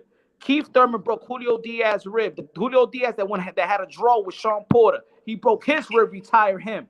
He hit Diego Chavez with one shot. Diego Chavez was one of the. You see what Diego Chavez used to be?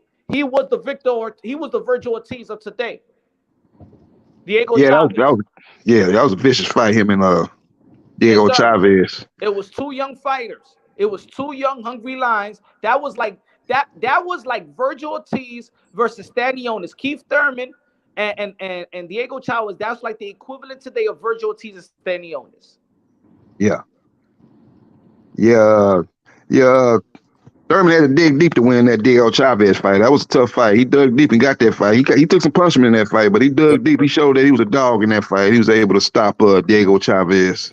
Chavez wasn't ever the same after that fight either. I think he got a draw with Timothy Bradley, but he wasn't the same fight after he fought Thurman. That's it. You know what I'm saying? I just want to know the narrative for years is this body snatching. Earl Spence get in the ring with Thurman. Thurman is weak to the body. He's just gonna go to the body, and that's all she wrote. And people forget that when they forget that when Thurman is hurt, that dude be throwing some bombs. And I know I want to. What y'all ain't no. Has anybody ever said that Earl Spence is this defensive whiz? You think that Keith Thurman ain't gonna be catching Earl Spence too? Did anybody ever seen Keith Thurman fold to anybody? Yeah, Keith Thurman, he's a good fighter. He's athletic, and like I said, he's gonna give him problems early on. But can he maintain that pace? Because with Errol Spence gonna be bringing round after round after round, man. He don't slow down. He fights at a certain level, and he continues that level for 12 rounds. I don't know if Thurman's gonna be able to keep up that level. He might be doing good in the first half of the fight, first 6 rounds, but as the fight goes on, I see Spence slowly but surely kind of taking over the fight. Either win a unanimous decision or maybe a late stoppage. That's logical. That's logical saying that Earl Spence, he got punch resistant. You know what I'm saying? We saw that with Kell Brook. We saw that with Sean Porter. But let's not also forget, we saw that with Keith Thurman versus Sean Porter when he staggered him in the 10th round as well. And he took the 11th round. We seen versus Manny Pacquiao that Keith Thurman actually won the last 5 of the last 6 rounds. And that's why it became a split decision. Started off bad, but ended real good. What do you think about Keith Thurman punch, his inactivity? See, this is what I think his inactive is bad. But the thing is why I don't take too much of that as a significant, like downside, is because everybody else hasn't been that active. You understand what I'm saying? It's not like, for example, it's not that Keith Thurman, let's say Keith Thurman is fighting Earl Spence. Okay, Earl Spence would be inactive too. You know what I'm saying? He only fought one time last year. Keith Thurman only fought one time last year. Even if Keith Thurman fought Virgil Ortiz only fought one time last year. If these guys was putting in like 2-3 fights throughout the year and then oh shit, Keith Thurman haven't been in the ring for months and months. But all these guys don't be in the ring no more. It's just and it's not even a particular fighter's problem. I think that's the biggest issue on boxing right now. It's across the board. Who do you think's true to the game behind the scenes away from boxing? Compared to Earl Spence and Thurman? None. You think Errol Spence is slipping as well with his lifestyle? He said it. He said in the Brian Custer that even after the Sean Porter fight, had to lose 20 pounds in 1 week, and he said he was self-destructing. So he was self-destructing with his success. He still looks chunky right now. Huh? He still looks chunky right now. Yeah. So I think that Rapstar earlier was saying, he opened up the show saying that what Rapstar was saying, I was like, what the fuck this guy's talking about? He's like that he's scared, that he's pussy to be signing a deal, a non-title fight and stuff like that. Why is Thurman the pussy one? Why is Thurman chasing a contract then, which is a non-title fight? Yeah, but you spin the narrative that you said You said that Earl Spence said if he can't fight Bud, he's moving to 154 in the summer, and you could go back. That's what he said on Boxing 24 about 6 hours ago.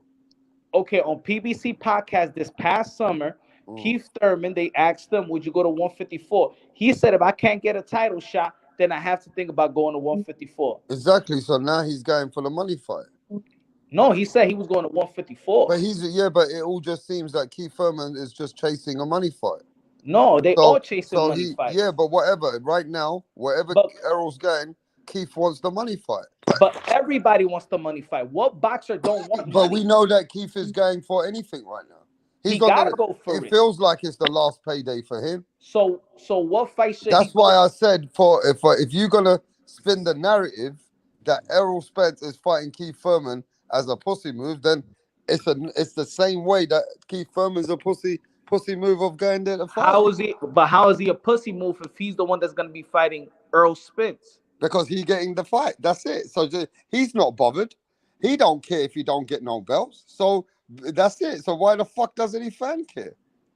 I care because this is the best. These are the best. These are the best because these are the best welterweights of this era, and the belt should be on the line. But they don't care. The WBC mandated this fight in 147.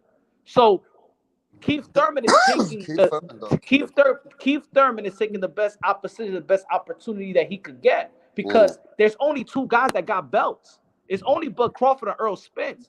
So he said, if I can't get a title, I want a title. I'm going for the belts. That's why he said, I don't want Boots. I'm in position to go for belts. If he fights Boots, what he's fighting for. If he fights Virgil, what is he fighting for? So the best opposition in the end of the day is Earl the True Spence. But why is Earl Spence fighting Keith Thurman? That's the question. Why is Earl Spence fighting Keith Thurman? Because at the end of the day, if Errol Spence is going to stay at 154 and Keith Thurman is the fight, then Keith Thurman's getting opportunity, Errol Spence is getting opportunity, and that's it. Yeah, but they're both getting opportunity. It's on both of them. But Boots is the world champion. He should be. My thing is this. Look, my thing is this. Look at this. Look. You woke me up, bro. You woke me up. No, my thing is this. My thing is this. It's very simple. I ain't gonna say no more. I'm gonna give you the whole floor. At this point, at this 154 fight, it does look like this is Keith Thurman's payout for the last fight. He wants that money, and Errol Spence is still gonna stay in his career, bro. That's just the way it looks. So as much as you want to spin it, it looks like Keith Thurman's going for his last, like Canelo Alvarez. What did he say? You want payday? You want payday? And it does feel like that. It feels like Keith Thurman is going out for his payday. That's what it is. That's a garbage analysis. That's it. That's my analysis. So you've got yours. All right, so I'm debunking the garbage analysis. You can debunk yourself. It's garbage because who is free right now for Earl Spence? Who is free to fight Earl Spence right now? That all depends, isn't it? Bud is free right now. It doesn't matter. This fight is what Keith Thurman wants. Bud is free. They're giving him a voluntary bout. So Earl Spence is taking the money like Bud Crawford took the money, right? But Bud is free. Boots is free. Virgil is not free. You want payday? No, Earl Spence want payday. Hey, Errol Spence deserves payday then. Everybody deserves payday. They put in the Errol work. Spence is a big name. He's giving him opportunity. But he got responsibility. Why he's not? See, the primary fight is Bud and Spence. Spence said that he's strap season. No, ain't nobody called himself strap season. That's what he called himself. Yeah. So guess what? He's a fraud. Well, maybe Keith Thurman's a bitch. He's a fraud. For going up there like that. He lied to you. Keith Thurman acting like a bitch too. He's no strap season. Yeah, and Keith Thurman. He was trying to make the fight with Crawford, but he couldn't make the fight with Crawford. Yeah. He was trying to get that last belt. Fight with Crawford. Crawford said he agreed to everything, and then a backdoor to sign with BLK Prime and fought Evan. He said he would never fight Thurman. He said he would never fight a tune-up. He would never find a tune-up. People call Keith Thurman what? A gatekeeper? That's what they say, Thurman right? not no tune-up. Hey, rap star. I think Thurman got too much pride to just try to go in there and lay an egg. That dude's gonna go out. If he's gonna go out, he's gonna go out on his shield. Yeah, we're not saying he ain't gonna give his best fight. But we're saying that Keith Thurman also has changed his energy. If he's just going to go there and fight for the 154 for no belts, then what the fuck is he waiting for Errol Spence for? Why does he need a fight? Maybe he's getting promised something on the back end And that nobody knows. and I said that the other day. I said, I bet you there could be other things going on. There could be a franchise in play. We don't know what's acting going like on. a bitch. No, we don't know. What, Canelo was we a bitch? do know. No, Canelo was a bitch. Then he had a franchise. On the audio, Canelo was a bitch. On the audio Canelo call, was a bitch. Yeah, Canelo was a bitch. Call, on the audio TEOFIMO call, was a bitch for having a franchise. On the audio call, with Earl Spence and Steven Espinoza. What did he tell Steven Espinoza about Keith Thurman? He said, I don't even give him an opportunity. Fuck Thurman. All right then. So okay, you're a liar. That's one. That's one. What did TGB did for Earl Spence and Keith Thurman? What did they do? They petitioned who? The Nevada Boxing Commission, right? They petitioned the WBA. WBA. They petitioned the WBA so Earl Spence could fight Keith Thurman at welterweight. And then what they did, they mandated the Virgil Ortiz and Stanionis. Right? Yeah, they pushed Stanionis aside because they requested the fight for Earl Spence and Keith Thurman. Yeah. They mandated, then the winners was supposed to fight. WBA and the WBC was in concert together. Thurman versus Spence, winner fights Stanionis versus Virgil Ortiz, winner. So but bro, don't it look like a bitch move from Thurman as well, just to be fighting for no belts? So Stanionis get fucked over because Earl Spence is going to 154. He gets fucked over. Boots get fucked over. That's the reason why he fought for interim IBF. But I agree with Lemus. Yeah, they got messed up for the big payday to fight Spence. Yeah, but I agree with the other brother who said that there's other things probably in the pipeline for Spence or Thurman in the winner, that the sanctioning body wouldn't just leave them like that. There got to be something in play. They got to play something like they did with Canelo. Remember what they did with Canelo? When Canelo avoided or he didn't fight Andre, they made him franchise, didn't they? Right? So he could then also keep his belts, yeah? That was for Charlo, but he could keep his belts, yeah? So at this point, we don't know what's really in play. Is Thurman just going to sign the last fight as a payday fight, or is it going to be Thurman's going to be promised something if he wins? Is Errol Spence going to take this fight and stay at 154, or is he going to try and get the Terence Crawford fight, and if not, give up the belts? But throughout the YouTube today, I've heard that a lot. They're comparing Earl Spence and what Canelo Alvarez did, where he went up and he kept his belt. The thing with Canelo went up to fight a champion. Oh yeah, when he fought Kovalev. Yeah, right. Earl is going up to fight his mandatory at 47. He's bringing a guy up. No, exactly. But it's not like he's bringing. That means what is the fucking sanctioning body doing then? He fought Bivol for the WBA. You can't blame the sanctioning body. But what is the sanctioning body doing then? You can't blame the sanctioning bodies in this instance. Why? Well, what are they doing? They mandated a fight. Of course, you gotta blame the sanctioning body. They should strip the belts. You gotta blame the fighter. The sanctioning body. They gotta wait till the fight's official. The sanctioning bodies are suckers. They want to keep Errol Spence. They gotta wait till the fight is official. The sanctioning bodies have to make money. Yeah, so you can blame them that they're not fucking doing nothing about it. Like we could blame the sanctioning bodies, but also the sanctioning bodies gave Earl Spence the leeway to do whatever the fuck he want to do. Yeah, see, so that's the sanctioning body. This is one thing. Sometimes if you get the power, if you got the power to do whatever the fuck you want to do, then people hold you accountable like they do Canelo Alvarez. Oh, he's cherry picking this, he's cherry picking that, or whatever. The Earl Spence, the IBF has given him the power to do whatever the fuck you want to do. The WBC right now is giving him the power, whatever the fuck you want to do. And they petition for the WBA, but he ain't fighting Thurman at welterweight. So anything is just nothing is mandatory right now. Earl Spence could do whatever the fuck he wants to do right now. Yeah, but isn't that what Anthony Joshua's gonna do? If he wants to fight Deontay Wilder, there's no belt. Tank Davis fighting Ryan Garcia, there's no belt. So but none of them got belts. I think Keith Thurman and Errol Spence know they're bigger than their names are bigger than belts. No, but none of them got belts. That's what I'm saying. Don't compare the Canelo or don't compare the Anthony Joshua and Deontay Wilder. None of them got belts. Can you imagine Anthony Joshua versus Deontay Wilder and Anthony Joshua got a belt? Right? So why is Tank Davis not fighting for his regular belt? Why is Tank Davis not fighting for his regular belt with Ryan? That what? Why is Fuck Tank the Davis? regular belt. You don't care. Nobody cares about Yeah, regular but why belt. is he still not fighting for it? Why? That's not a champion. That's what I'm saying. Why is he fighting everybody else? Why does he fight everybody else for a belt and he's not fighting Ryan Compare Garcia? something like Earl Spence. So why is Tank Davis avoiding to fight for his belt then?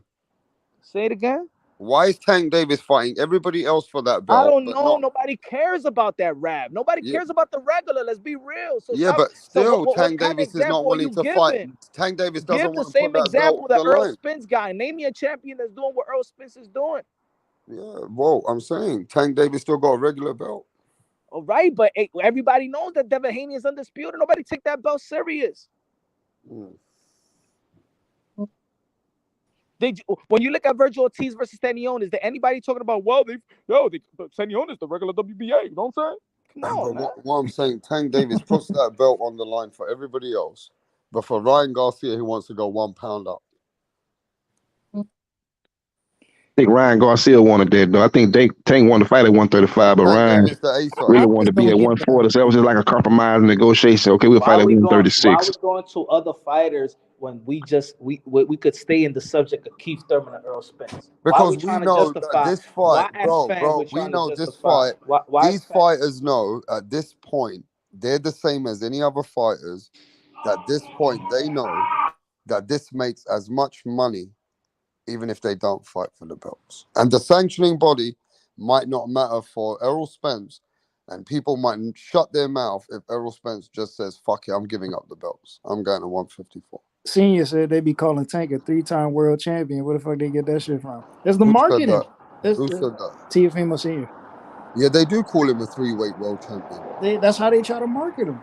Tank Davis can you is imagine? All marketed right, can you as imagine? a 3-weight world champion by Showtime.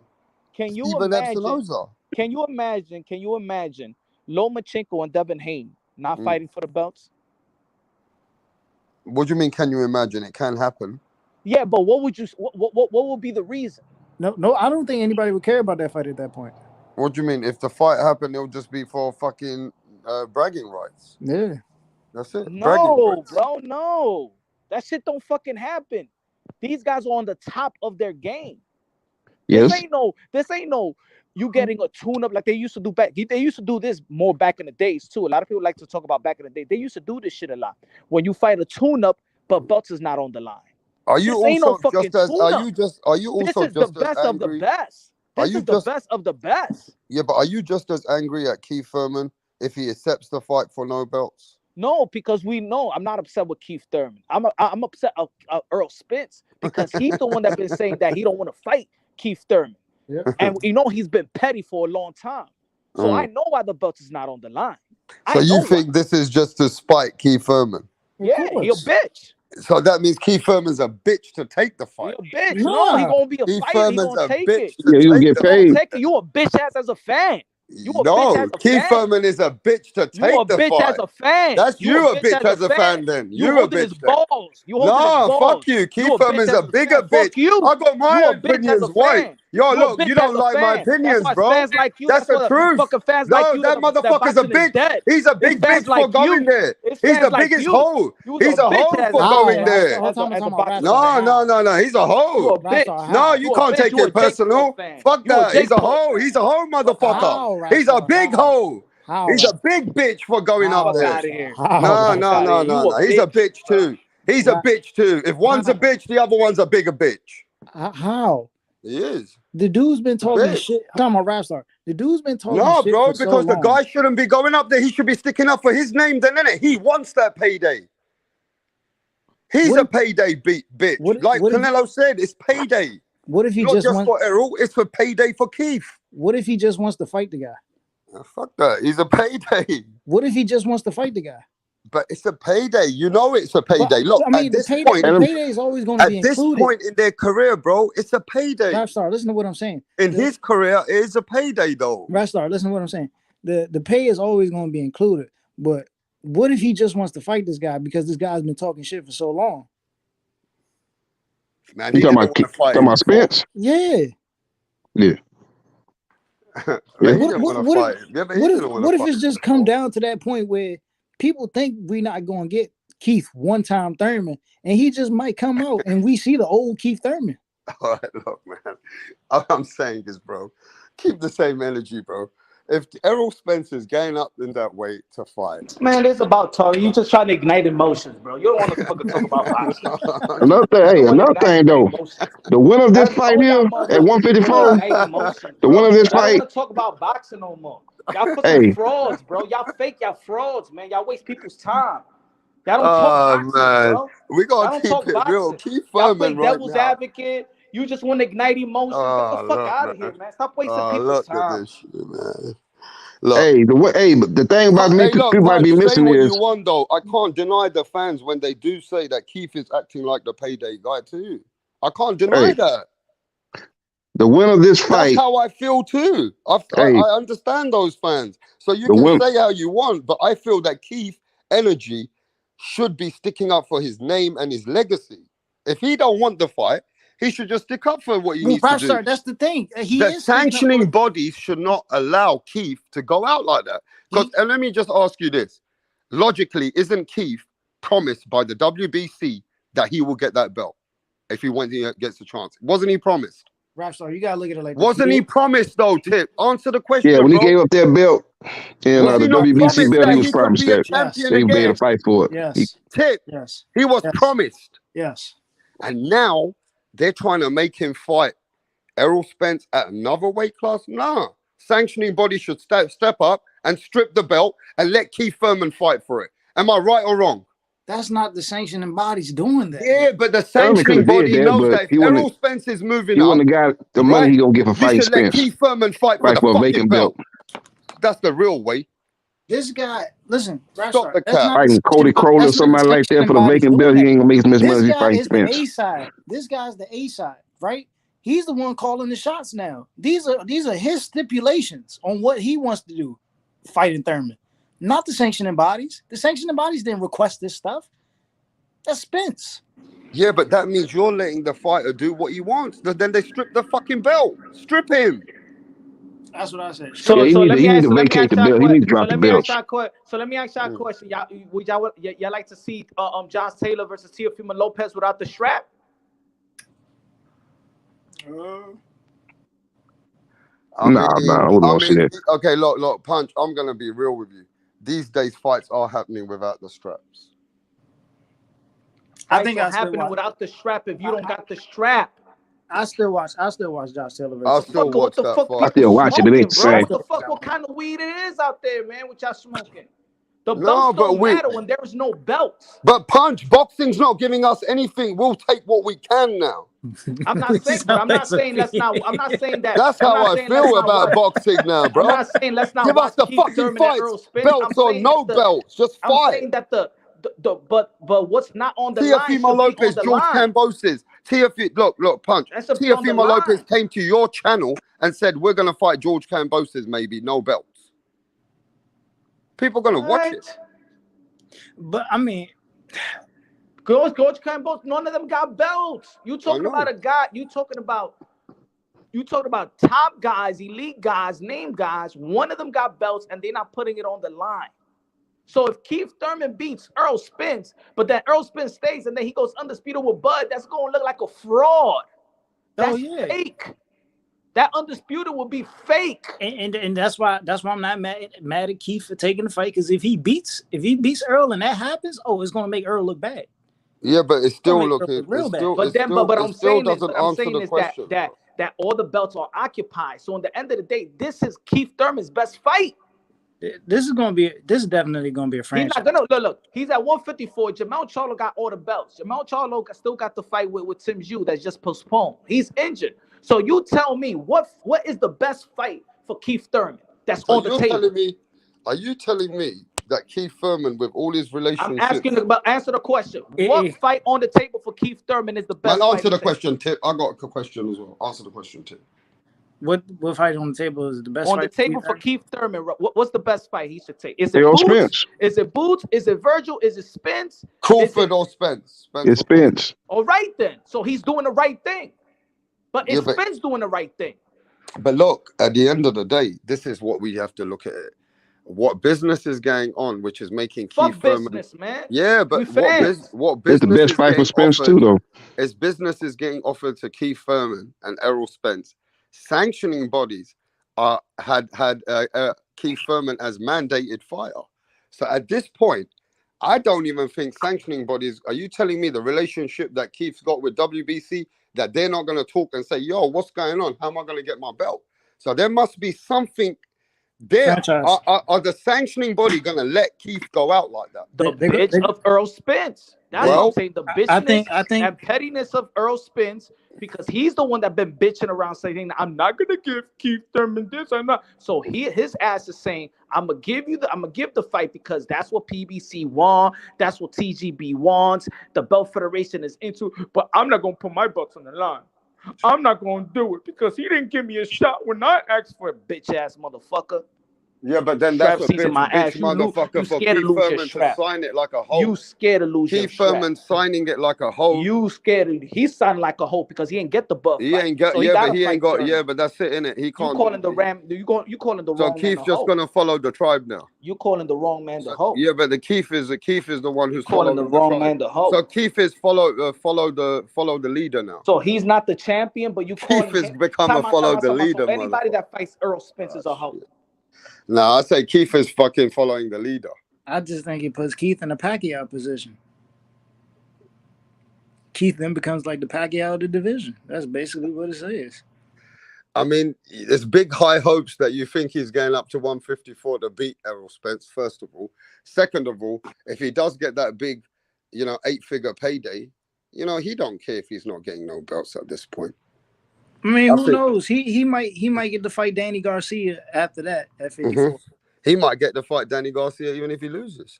Yeah, Danny at 154. I mean, Danny said he wanted to fight him. And, you know what I'm saying? Keith told him to come down to 47 after his last fight.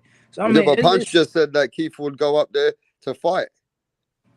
They were talking about a fight with Keith and Danny at 154. In the interview, Keith was like, Brian Custer. Look, I understand the Keith Thurman fans tip. I get it. You don't want to see Keith be bullied like that. I get it.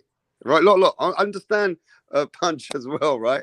You don't want to see Keith getting bullied like that, right? He's a big name. Nah, man. If I go to a troll channel, I could debate on the troll channel. I'm just saying, talking you to don't people want to that see know Keith boxing, go but y'all out acting like trolls, bro. All right, whatever. You don't want to see Keith go out like that. All right? You want to see him go out in legacy. But the truth is, Keith Thurman don't give a fuck. He happy with it. And we don't even know what really is in play. We just heard about it. We don't really know what's the logistics. What is really they're getting offered? Yeah. Rapstar may be right because Keith did say he wanted to be a little bit more active. So I mean, we may be right in all regards. Yeah,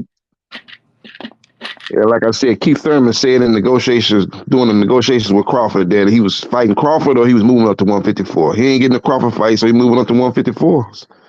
So Thurman wants to fight. He got to fight him at 154 because he's not fighting nobody at 147 besides Crawford.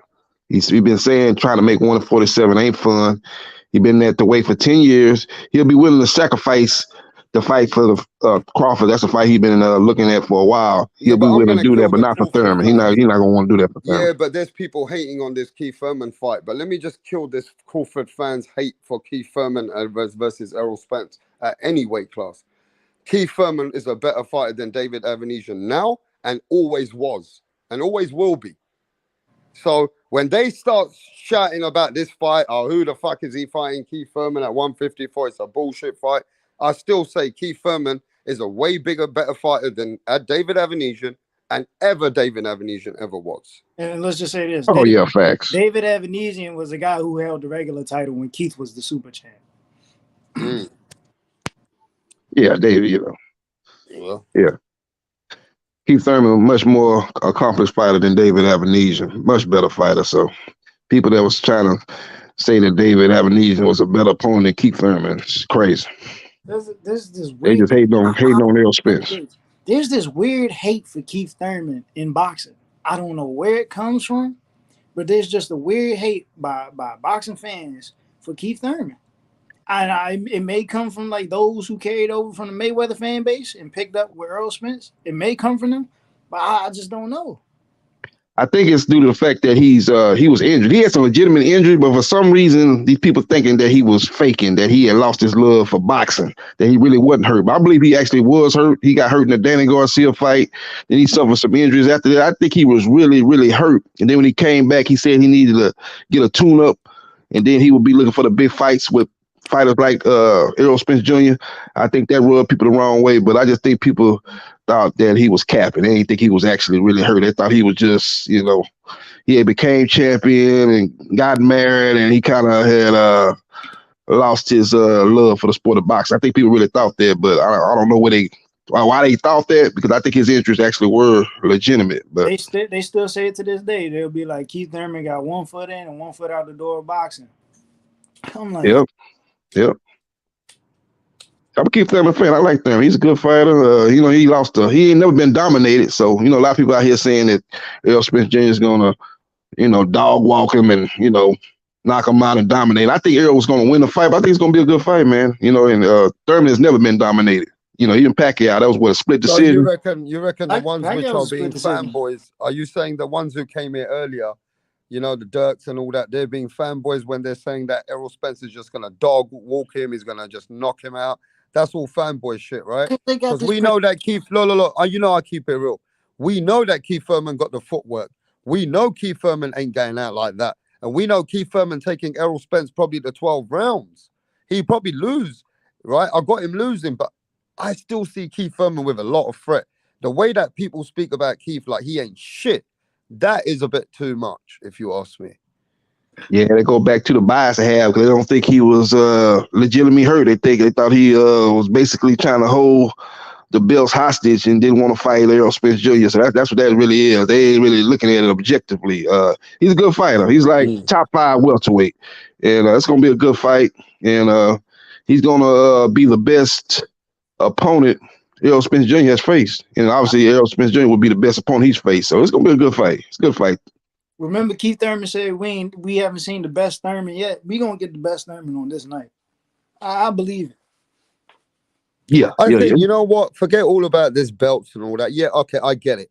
Sometimes legacy means a lot to the fans. You know what I mean? Fans are all there saying that they want to see belts on the line. But I do believe we live in a different time today. That even if the fight's happening, it's a big enough fight. And both fighters, really, they've been at welterweight too long. Keith Thurman been at welterweight too long, bro. I think this would be a better fight, Tip. I honestly think this would be a better fight for Keith even at 154. Yeah, exactly. It'll be a better fight, but it's a more meaningful fight at 47. Yeah, I get it. The belt was important for people. You know what I'm saying? But let's ask the Clubinator. Clubinator loves keeping it real. Clubinator, do you care about the belts, or do you think Keith Thurman's coming just for the payday? I don't. I think it's a little bit of both, man. I think Keith Thurman he needs this fight to put him back on the map. You know what I'm saying? Because a lot of people don't give a fuck about Keith Thurman. A lot of people say, "Hey, this is the guy that fought Mario Barrios." And first of all, a lot of people didn't even watch that let's fight. give a big shout out first to TEOFIMO Lopez is in the chat, brothers. Hey, Senior. shout out to your senior, man. All right, let's give TEOFIMO Senior the link, because he knows more about Keith Thurman than we do. Right? Let's do it. Right? And if he wants to come and chop it up, I'll keep the show going for a bit. But big love, because trainer of the year, he is who he is. And I'm going to send the link for you, TEOFIMO Senior. That's the link there for you. And he says Keith Thurman is old news. I can't believe you guys are talking about this dude. He is done. Wow.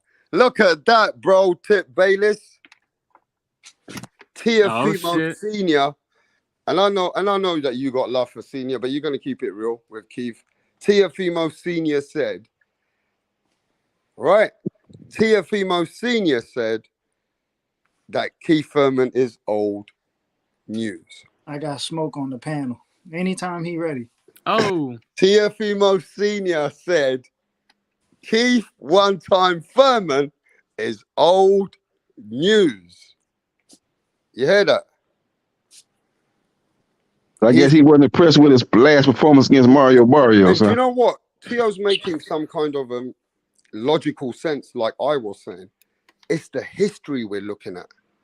We're looking at a man in the past. and we are so admired of Keith Thurman, of what he did in the past, that we're getting caught up that his name is big and he's using his name for the biggest fight. Are we getting caught up into Keith Thurman's past? That's my question to you first. What's his name? JB Sports. Yeah. Are we getting involved in the past too much? Yeah, I think. Well, some people might think he, might be living in the past off his name, and some people believe that he'll be able to give Errol Spence Jr. a good fight. Some people think he could get back to where he was when he was fighting Sean Porter and Danny Garcia, people like that.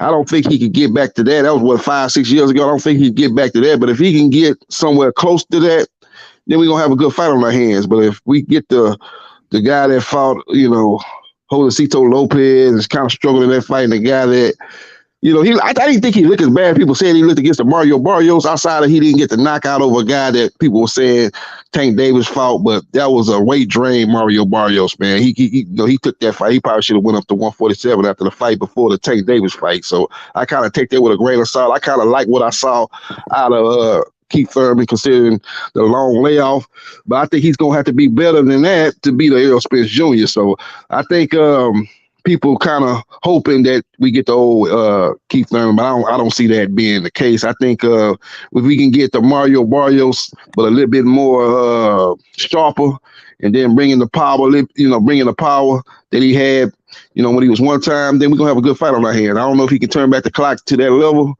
but we'll just have to wait till April and see if that's the case. What do you think, Tip? I mean, to be honest, Tip, does a part of the history really is where you want to, is that something that you really take into account going forward in this fight? That whether or not we're just like living off Thurman's name? It can be both. It can be both. At least you are being honest. Yeah, no, it can. Are we not doing the same with Lomachenko versus Devin Haney? We do know that Lomachenko is that guy, was that guy. We know I think Loma and Keith are in the same position. I think they're both in the same position, and they're facing two guys who you have to be game against that night. Like, you got to be the best you that night, and so you still got it. You know what I'm saying? Like, people are writing you off, but Keith, man, I was going off the eye test of what I saw in the Barrios fight, and he just got to knock the ring rust off. You know what I'm saying? He had that one fight, and what I saw was something different.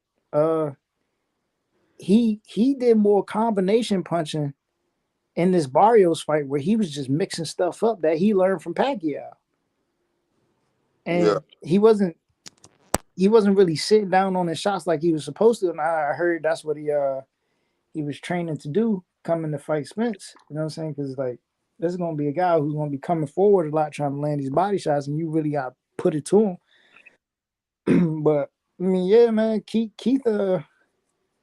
I think we're gonna get spurts of the old Thurman, like at times. You know what I'm saying? Like, where he really gotta show Earl, like, yeah, you gotta respect me in this ring. You know what I'm saying? Like, this is what it's gonna be. Yeah. It's a very intriguing matchup. Because one thing about Keith Thurman, he is very athletic, and he's going to be the most athletic fighter that Errol Spence Jr. has fought. So it's going to be a very, very interesting fight, man. But I think the key to the whole fight is, can Keith Thurman take away the jab, man? Because Errol Spence Jr. has the best jab in the welterweight division, if not the best jab in boxing. Does a very good job of establishing the jab, and he uses the jab to kind of close range and to bring that pressure, man. He's got a very good jab, and if Thurman's able to take that way, counter the jab, come over the top of the jab, maybe with a left hand or left hook. I mean, with a right hand and a right hook, and kind of take that jab away, that'll be very advantageous for Keith Thurman to maybe pull the upset out. But he's got to take away the jab. If he can't take away the jab, he's not going to beat Errol Spence. That was one of my main concerns when I was studying the fight, because Earl I don't know why it is, like, Earl not even that big in person. Like, when I was or maybe it was kind of different, but he got like a stupid long lanky jab, and like it'll just sit there right in front of your face. Like, Keith got to be able to move on his feet. Like he really got to be well trained on his feet coming into this fight. Yep, exactly. Yeah, it's gonna be very, very interesting fight, man. What's gonna matter is the first half of that fight. Yep. First half of that fight going into the second half and the third. You know what I'm saying? Like, you know, I guess they got to dig deep. Yeah, and Thurman's got to, he's got to be in and out, man. Get in, get his shots off, and get back out, man. He's got to be wary of the body attack by Spence Jr. You know, as we know in that Colossal fight, that Colossal hit Thurman with a vicious body shot, had him hurt real bad in that fight. Look at that round was almost, was about to end, but he got hurt. And that was the fight that kind of showed everybody that he's kind of weak to the body. So you're going against a guy that's a very good body puncher, and Spence Jr., he's going to have to be in and out, man. Get his shots off and get back out. And basically, use the athleticism to move around. Errol's got a very good gas tank. He's very good to the body, to the head. He's a very consistent fighter. He fights from the off to the end. You know what I'm saying?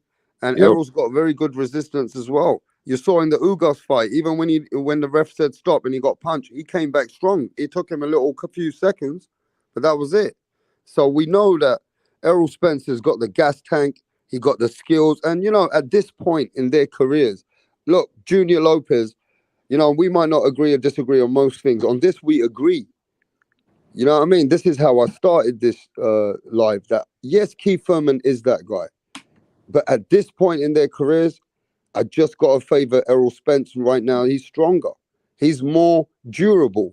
He's still got a bit of a career ahead of him. And I feel that Keith Thurman, you know what it is, man? I'm just going to keep it 100. I wasn't impressed with the Barrios fight. I wasn't. With Mario Barrios, I wanted to see Keith Thurman put him out. I just did. I know that's the old Keith Thurman, bro. This is a Mario Barrios. They put him in there for a tune-up. And Mario Barrios, yes, he lost most of that fight, Clubinator, but there was a round. There was a round in there that Keith Thurman looked vulnerable. He was getting hurt by Mario Barrios. Yep. And I didn't like that shit. And when I saw that and I saw Manny Pacquiao knock down Keith Thurman, bro. When I saw Manny Pacquiao knock down Keith Thurman like that, I said to myself, okay, Keith's going to come back stronger. He did. He tried. But, listen. Is that Manny Pacquiao standing on top of Keith Thurman, Clubinator? Yep. Yeah. Muhammad Ali style. He caught him going straight back, and he followed him and caught him. Yeah. People forget, man. People forget. Thurman is not in a good spot. Look at Keith's face, bro. Look at what old Manny Pacquiao did to Keith's face, bro. Oh, shit. Yeah, it was Pacquiao's last great performance right there. He didn't look like that against Ugas, but Styles makes fights again. Manny Pacquiao was going to beat fucking Keith Thurman, bro.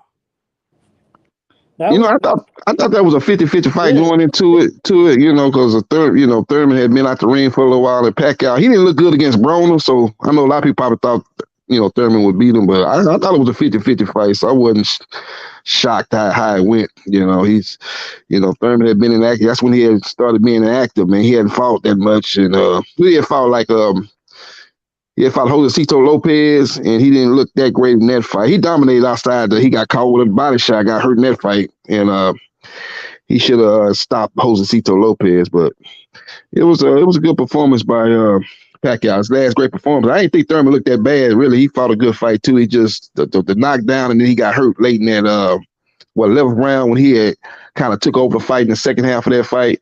And I thought that was the difference in the fight, man. The knockdown. Pacquiao was able to win a split decision. What Thurman did wrong, in that first round, Thurman had Pacquiao on the ropes, and he lit off. So did. Went backwards. If you watch that fight again, notice every time Thurman had Pacquiao on the ropes, he had the advantage on him. All Thurman had to do was keep a high guard, land the big shots on Pacquiao like he was doing, throw the left hook, the uppercut straight up the middle. You know what I'm saying? Just put it on him. Yeah, he hit Pacquiao. He hit Pacquiao with some hard shots, some overhand rights. He hit Pacquiao with some, especially in the second half of that fight. He hit Pacquiao with some hard shots. Pacquiao looked at worse for wear after that fight, man. He had been in a tough fight, man. He took a lot of head shots, man. Some vicious head shots from from Thurman, man. But he was able to, like you say, he was able to win, man. He was able to get the knockdown, and he was able to stop their momentum, hurt him to the body in that 11th round, and that was able to get him to the split decision. So yeah, that was a good fight. I don't think people realize the evolution of Keith Thurman and how wild his style was. If you look at the Keith Thurman in the Sean Porter fight, and then you look at the Keith Thurman in the Jose Cito and Pacquiao fight, and then look at the Barrios fight, like we have seen the evolution of Keith Thurman. Yeah, sure. Tip is what people what this show was talking about earlier, about how American people see the American fighters. You know what I'm saying? It's like people are desperate to write Keith Thurman off, knowing that if I say who's the best welterweights right now, you know what I'm saying? He's still the cream of the crop. Like we're dissing a fighter that lost a split decision versus Manny Pacquiao. That's who we're dissing. Yeah. That's who we're dissing. That's what we call a gatekeeper. You know what I'm saying? Crazy. Like I say, it's people that else. I think Errol Spence Jr. Stream fans, they like how Errol did. How Thurman did Errol when Errol was a contender coming up to give him an opportunity. So they kind of hold that against him, and they try to kind of shit on Keith Thurman. But again, Keith Thurman's a top 5 welterweight. Like So. leave that shit for the motherfucker trolls, bro. Leave that shit for the trolls, man. It's like I said, y'all remember when leave that shit for the trolls. When Zab Judah lost to Costa Zoo? Oh no, not Costa Zoo. Who was it? What's the guy's name? Carlos Baldomir. And Floyd was catching flack for fighting Judah. Yeah. Yeah, Brian Kenny, he had Floyd on the show, and he was like, "Why aren't you fighting Carlos Baldomir? Why are you fighting Zab Judah?" Well, Zab Judah lost to by split decision. It doesn't mean he's a bad fighter or he's out of it. You know what I'm saying? And on the quote with Tio Senior saying he old news, people shouldn't even talk about him. Yeah. Don't say that because you don't like what they say about Tio. No, but he's telling the truth. Don't say that. No, you gotta agree with him. He's saying that he feels that Keith Thurman is done. He's not gonna be anymore for Keith Thurman. Yeah, but that's what they say about Tio. No, but Tio's still a young fighter. It don't matter. We seen young fighters retire. He's in a whole different category, bro. Yeah, but it's just the general statement. No. You know why? You can't say that? You know why you can't say that? Because you got to be a lucky fighter to be in Keith Thurman position at his age. He's 15 years deep. So what you're saying is Tio's going to be in that position one day? No, that's the thing is that we can't promise that he could be in that position. We project that he's going to be in that position. Not anybody just walk and have a career like Thurman, like a Sean Porter, where they can say, I retired and have 15 years and made a real living off of boxing. There's a lot of young fighters. That at 26 years old on top. How many fighters are in Keith Thurman's position? What Tio Senior is saying is that Keith Thurman is old news. He's old news. Can't believe you guys are talking about this dude. No, he's not old news. He's not old news because we're talking about Keith Thurman versus Earl Spence. That is not old news. That's relevant news. Everybody's saying in the chat, Tio Senior speaking facts. Because people, people are the same. People are just tired of watching us hitting the same pussy. So you like that new pussy? That's what it is. You like that new pussy. You like that fresh meat. So everybody love Virgil and Boots, and they getting tired of Thurman. It's the same shit. Same shit. They were getting tired of Errol Spence and Terence Crawford now. Yeah, they're starting to get tired of them too. They're getting tired. Get out the way. So I say, watch out with the criticism, because right now they say that Tio can't be Regis. Tio can be that he might not regain what he did versus Lomachenko. That the Lomachenko was old news. Tio Teofimo Senior, if you're watching. Punch, people came over here today and they think that Tio even might lose against Kambosos again. I ain't that. So don't switch it up when the guys on the chat. Keep that same people energy. did say that. People Keep did that say same that. energy. People do say that. People say that they've lost that aura of that invincibility of Teofimo Lopez now being that guy. You don't like it. Hey, senior, you don't like it when people say just because y'all lost to Kambosos, then now y'all lose versus Haney, and y'all go and lose to Regis, and y'all go and lose to Josh, and y'all go and lose to Shakur, and y'all go and lose. I'm sending Teofimo Senior the link again. Free smoke. Teofimo Senior, you better come and tell him what Keith Thurman, why he's done. Because I agree with you, Senior. I agree a bit with you. He might not even be saying it like that. He might be saying it for the statement of, you know what I'm saying, there's young guys in boxing to talk about. But Teofimo Lopez is the fact that it's relevant news. But the thing is, no, this is what it is, though.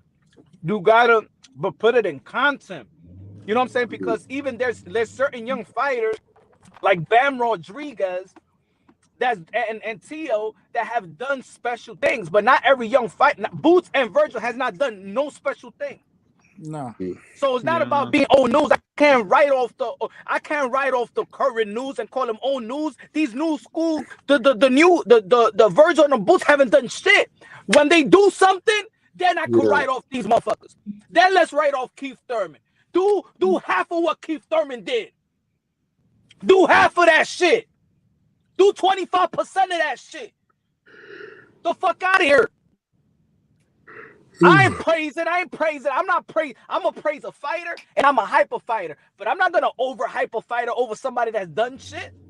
And motherfuckers, he's been inactive and motherfuckers still can't catch up to the motherfucker.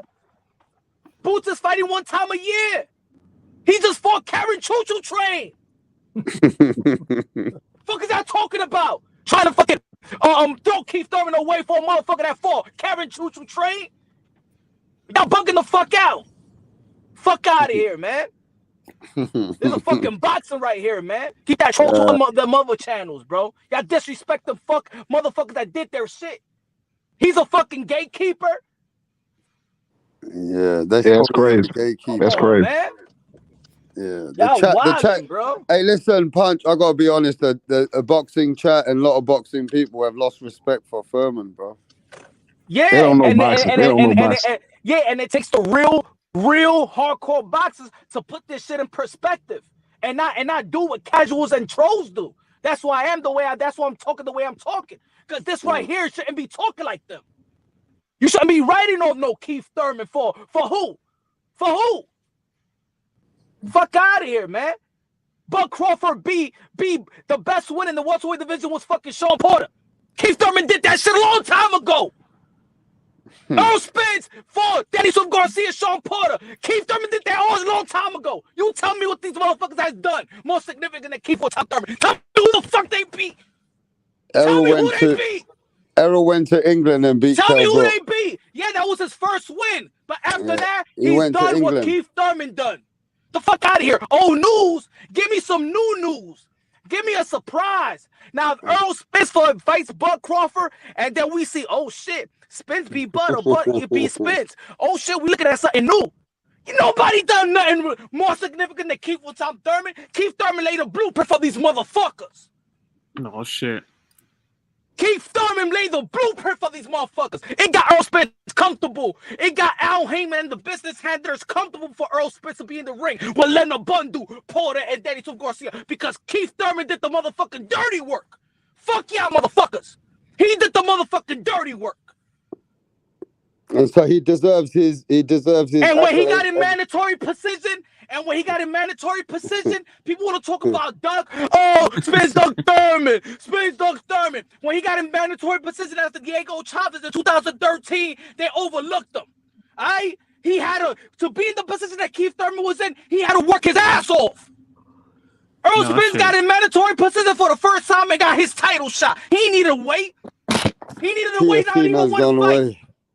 T.O. Senior's gone away. Man. The fuck out of here. Nobody disrespect Keith Thurman on my motherfucking watch. Nobody. Not that motherfucker that did the motherfucking work. You must be crazy. Alright? He got in position to be the mandatory to Floyd Mayweather, motherfucker. And then he was the motherfucking first Floyd Mayweather was the first franchise. The fuck is y'all talking about? Oh my god. WBA Super, man. They elevate this motherfucker as super champion when he was mandatory. Don't talk about no fucking Keith. He been waiting for a title shot since 2013. And after that, what happened? That's why he called out fucking Malignaggi. Don't duck me, son. And then one thing Paul Malignaggi did, went for the money. Broner, the little man, and Broner beat him. Then what the Broner did? What did Broner did? Went for the money. 3 weeks. Now let me fucking preach now. 3 weeks. 3 weeks. Marcos Maidana pulled out the Keith Thurman fight to get the Broner fight. That was Keith's fight right there with Marcos Maidana, if y'all forgot. He pulled out and fought Broner, and then he beat Broner, and then Keith Thurman still was a mandatory waiting for a shot. And what the Maidana did, Floyd Mayweather came, beat Maidana, super rematch, still waiting on a fucking mandatory as a mandatory. And then what after that? He fought Manny Pacquiao, good. He gets a pass, and Keith Thurman's still waiting. And then what he did after that, fought Berto. Don't y'all motherfuckers talking to me about Keith Thurman. Keith Thurman worked his ass off to be a precision. He is the fucking boogeyman. He is the motherfucking body snatcher. That's why he's in the position. Oh, wait, the Keith Thurman, he gets skipped over as a WBC because he earned the motherfucking right, because he put in the motherfucking work. But boxing was also, boxing did give back to Keith Thurman. They gave back to him. He got the biggest fight. When he came back, he got his Manny Pacquiao fight. And now he's still getting played. Fight. So, he getting played right now. No, but listen, boxing did give back to him. It's not like boxing left him on the side. When he left and he came back, he got the biggest payday in the world. Who? Manny Pacquiao. What you mean? He's a champion. Manny Pacquiao wanted to fight a champion. But that was the fight that everybody wanted. They got it for Keith, innit? Because he was the man. But everybody wanted the fight. They ain't give they didn't give nothing to Keith on Tom Thurman. Thurman earned it. This was no charity case. Keith Thurman versus Manny Pacquiao was for the title of Keith on Tom motherfucking Thurman. Thurman gave Manny Pacquiao a title shot. But everybody in the world wanted that fight. Thurman had the world WBA. And Pacquiao had the regular WBA. Gave it to him. Thurman gave Manny Pacquiao the title shot. Yeah. Don't get this. Don't get it fooled up. Thurman gave Manny Pacquiao an opportunity to get back to where he used to be. Yeah, but let's be honest. That was the biggest payday that he got to give him the opportunity. The biggest payday. Oh yeah, big money. So what? And who worked for it? And look. What I'm saying is he got it though, innit? He got great payday for that belt. Right? No. But what happened? Don't word it that he gave him the opportunity. He gave him a good pay. Get the fuck out of here. Thurman gave him a good payday too. What do you mean? That's because Manny Pacquiao could have earned that money anywhere. Where? Anywhere. Where? With who? Why not? No. With who? No. Why would there was a big money fight he could have earned with Crawford? It never happened. He could have fought Crawford. He could have fought Spence. He could have fought Spence. He came to PBC for who? He could have fought Spence. You think Spence would have been just as big Thurman was the guy. Thurman was the guy. Thurman came out of a layoff on an injury. But Thurman still was the guy. Spence was the real guy that was the boogeyman. No, he was never the guy. Everybody which was real hardcore fans.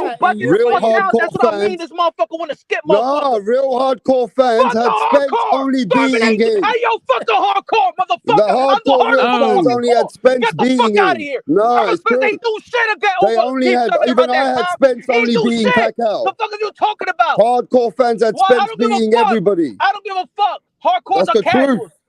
Ain't know what the fuck are you talking about? No, that's the truth.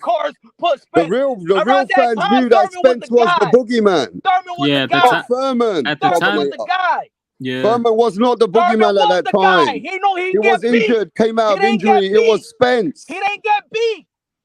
I say it was Spence. It was Spence. For us, it was Spence. For us, it was Spence. Yo, what the fuck is you talking about? He didn't even fight Sean Porter, Danielson Garcia yet. But for us, it was Spence, bro. Us what? Us because when Thurman caught out that long injury, right? Who did he fight? He hasn't even fought Sean Porter, no, Danielson Garcia yet. Because after when he beat Kell Brook for us, when he beat Kell Brook in England, And regardless of how people were saying it, it was Spence was the man for people. Like, he was the guy Yeah, that just like people they say knew that Deuce was is going the to man beat because y'all Keith want a new Thurman. pussy. Y'all want a new pussy. That was just the way people saw it, bro. Who?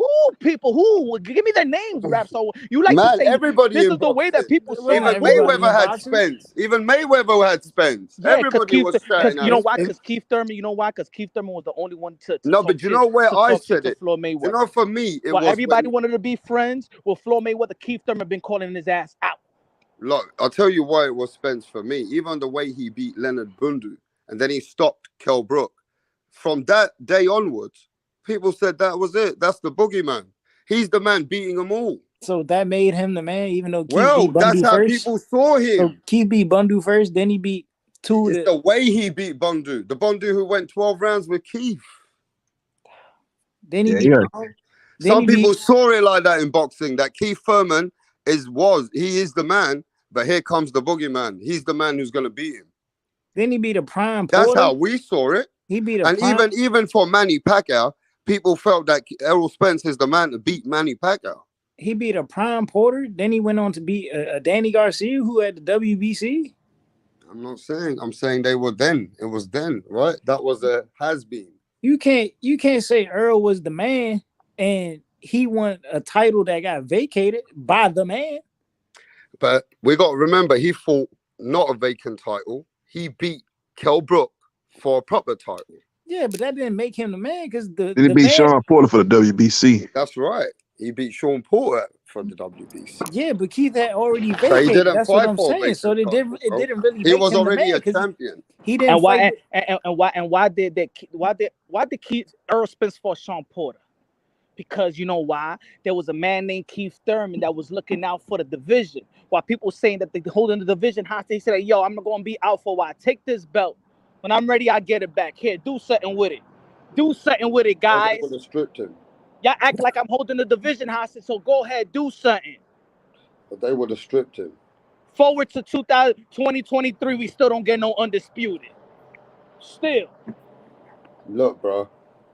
I just feel like everybody got a different opinion. Yes, Keith Thurman, he was the guy when he was beating up, and he beat. But you trying to cloud it with a fake. We can't. Shit But saying that people were we saying. got. No, look. There's a lot of fans that believe that Errol Spence, when he was coming up, and the way he beat Bundu and he beat Kell Brook, and then after that they said, "Nah, man," and they said, "This is the guy." And then we see Keith when he took that long layoff and he came to fight Pacquiao. And that said it all after that, innit? Yeah, but we was talking before Pacquiao. You know where these fans come from? These fans come from the Mayweather community. That's where they come from. But that's what I'm saying. That's no, you're right about one thing, Tip. Mayweather put me onto Spence years ago. Yeah, exactly. You're right. He's the one who gave him the cosign. You're right. Mayweather put, but Spence didn't let anybody down. He didn't let Spence was proving Mayweather right. The thing is, Earl Spence ain't let nobody down. Yeah, Mayweather was right about Errol Spence. He ain't let nobody down. But he called it. Still, he hasn't done way more than Thurman. And Mayweather already said that this guy will beat up Thurman. He said it. And I said this a long time ago. If if Earl Spence, after the Kell Brook fight, if he would have gone up and became a 2-division world champion by fighting Miguel Cotto, he would have beat Miguel Cotto. Then he would have been that guy. Then he would have been like, he already did something that, he beat the legend. He did something that Canelo did. That's the best win for Canelo Alvarez. Then you would have matched him up with Keith Thurman and be like, hey, yo, he beat Kell Brook. He beat Cotto. He's coming back down. He's going to fight his mandatory. And let's say he would have done the same thing, but look at his resume. Then he would have done something more significant. That's why back in the days I say, yo, become a 2-division world champion. And then look who stepped in. Saddam Ali beat him. So if Saddam Ali beat him, I'm pretty sure that Earl Spence would have probably stopped Cotto the way he looked that fight. Yeah. But just like back in the days, he was a puppet. Puppet to the puppet master.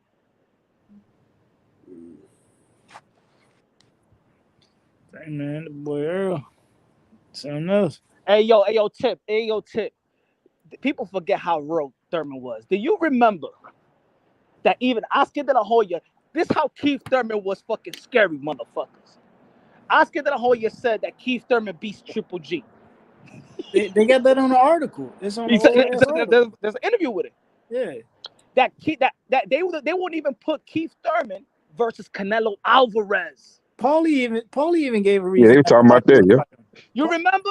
People forget who Keith Thurman was. People forget. And this is what I think. I hope. Yeah, but this is what people like. God. People need to recognize. That's why Teofimo Lopez Sr. is correct. That he used to be the guy. He's done now. Yeah. He's done now. Done is not the right verbiage. We need to stop saying that. And I'm can't say a fight. Not the same. Maybe it's not done. Done is kind of harsh. I'm checking them. Yeah, you know why I'm checking can't say them? done and the guy's still active. Exactly. You know why I'm checking them? And he shouldn't say that because that's what they're saying about yo son. So stop being like everybody else because in the end of the day, that's an unfair analysis. That's an unfair analysis. You cannot tell me a guy lose a split decision and he done. So it takes a split decision loss and then write off everything he done. That's why, and then Rap Star earlier because it comes back around with what you're saying about American fan base. You get into that shit too. He's not the same, but y'all love Derek Chisora. Y'all love him. Yeah. You got about 13, 14 losses. They love him. I'm gonna tell you He's a legend in the UK. The difference is people didn't see. It's not done, but our American fighters is done. People didn't get to see Thurman come back right away. That's why they think he's done. No, you know what I think Lopez Sr. means by done. Done. You got to understand where we're coming from. We're not saying he's done. He's still a great fighter, but he's done at the elite level now. No, that's where he's done. I think that's where Lopez Sr. is saying that he's done. He's done on the elite level. So you're telling me this, and so that's what I mean that he's done at the elite level. Who beat him, man? But that's what he does. What the fuck are y'all talking about? If Abel Ramos comes and beat Keith Thurman, if fucking Blair Cobbs beat Keith Thurman, to be like, all right, he's not the elite level. He lost to Manny Pacquiao, motherfucker. What the fuck are y'all talking about? He's not the elite level. Yeah, but to be fair with you, bro, I don't know if y'all got nuts in y'all mouth, but I don't know y'all nuts on some shit. I just don't understand y'all analysis, bro. I don't understand this. Yeah. Well, you know, sometimes so let me get this straight then. Yeah. Who's the elite fighters in lightweight division in 140? The elite? Is Regis Prograis elite? 140 pounds. Now I need to understand what the it's fuck. Probably boxing fans call elite. Josh Taylor. No, he lost to Josh Taylor, remember? So he only beat Cepeda. Yeah, so it had to be Regis. It might have to be Regis. Regis might be the elite. Yeah, Regis would be the elite. So he beat Cepeda, so we calling him elite. I'm trying to understand what y'all call elite. That's what I'm saying. Because I know that Keith Thurman lost to arguably one of the greatest fighter that ever lived. Well, who the title holders at 140? I can't even remember. Josh Taylor, Regis Prograis. Oh no, Josh Taylor went undisputed. That's right, and then he had. They got some guys fighting for vacant belts in IBF and WBA. I don't think anybody. No matter of fact, nobody's elite at 140 right now. I would say Josh Taylor elite. You know, he's undisputed 140 pounds. He had a fight against Jack Catterall that they could say it was a robbery. People throw that word around way too easy. That was a robbery. It was a close fight. Now you think Jack Catterall won a fight, cool, but it was not a robbery. It was 7-5, 6-6 type of fight, man. But he's gonna try to avenge that fight, and they're gonna do a fight in February. So I think he's the only guy at 140 pounds that elite is Josh Taylor. That's all. I would put Regis Prograis probably a tier below that. So actually, matter of fact, because he making his return, Adrian Broner. Adrian Broner is the elite at 140. He might be the money. As far as making money, the big fight, you can get a big fight, and he's probably the cash cow of that division. But he ain't the elite. He's not an elite fighter, man. He ain't been an elite fighter since he was at 135 pounds, man. I don't know. Yeah. We got to see. I mean, I still think AB got it at this point. I mean, You think he still got he it? might. only He time might. could tell. Only time could tell. You know what I'm He saying? That might. last fight, man, a lot of people thought he lost to Santiago, man. That guy he fought last. A lot of people thought he lost that fight. That guy Oh, was right, yeah. that guy wasn't nowhere close to. He was a C+ level fighter. So It depends on his mindset going into this third stint, I guess we could call it. You know what I'm yeah, saying? How bad I think that Madonna fight kind of ruined him. He took a lot of punishment in that fight. Ever since that fight, he don't want to let his hands go, and he's looking to protect himself a little bit too much. He don't want to really commit to no shots because then leave himself open to counters and shots like that. So he ain't been the same fighter since that Madonna fight. So AB should have never been fighting at 140. I mean 147. yeah, he took a fight with Malignaggi, who wasn't no big welterweight, won that fight, split decision, and He should have the went back. Madonna fight, he thought he probably could handle him. 140. Him and He probably should Crawford. have went back down to 140, but Him and Crawford would have been the fight at 140. yeah, that sure would have been a big fight. It still would have been the same problem. You had top ranking PBC, so they'd have been I think that fight would have been made actually. Yeah. It would have been more possible for that fight to get made rather than the Spence one. Yeah. Yeah, AB, he got a fight coming up in February 18th, fighting Ivan Redcash. Apparently, I heard earlier that the fight was pushed back. I don't know why. Maybe they pushed it back a week, didn't he? Didn't they push it back like a week? I'm not too sure. I just know I heard it got pushed back. It's probably because AB's still out of shape. I mean, he got to lose a lot of weight. Yeah, he trying to fight at 140, man. He might not be able to make 140 no more. I don't know why he's still trying to fight. He need to go on, fight at 147. But I guess he had a better chance to maybe get a belt at 140. Yeah, 147. He ain't getting no better at 147. So what happens when you're out the ring for so long, man. Yeah. AB is a guy who they criticized Thurman for going up to 180. You know what I'm saying? Like over the course of COVID, man, AB looked bloated. Yeah, he looked big at that Crawford fight. He looked big, man. He got to get himself in shape. Yeah, he got to get serious about boxing, get committed to training, maybe hire him a nutritionist and take off the weight properly and get back in the ring. I like his trainer. He got Cunningham. He got him in the corner. So I think he's got the right man in the corner, but he's got to get committed, man. He's gonna have to let his hands go. If it's the same old, we talking about the same old thing at this fight, man. Oh man, if AB would have let his hands go, man, he might could have did something. We still talking about that, man. See, he need to leave it alone. We talk about that after the Redcash fight. The fans got to get committed to boxing, bro. That's the problem. The fans. The fans got to get committed to boxing. The fans ain't committed to boxing, bro. Yeah. Boxing not giving us the fights we want in a lot of cases, though, man. That too. But we also give them a reason. Because we also give them a reason because think about it. It's just like, I was talking about Gervonta Tank Davis earlier and talking about the pay-per-views and stuff like that. How the fuck this guy, Gervonta Tank Davis, is selling out everywhere he go, bro? This ain't just home. He's selling out everywhere he go. So it's telling you that this guy has a value, has a fan base, that he is worth pay-per-view, regardless who he get in the ring. Yep. So the fans also got to understand that. Like, yo, the fuck this guy is must-see TV or must-see, you know what I'm saying? He's worth the pay. He's worth the pay-per-view, regardless if you like it or not. When Julio Cesar Chavez broke the record or got the record in Mexico, he wasn't fighting Oscar de la Hoya. He wasn't fighting no Pernell Whitaker. Who was he fighting? Nobody remember. When it was 120, 100, whatever, 30,000. It was because it's Julio Cesar Chavez. You know what it is? It's the social media. Yep. It's the social media era.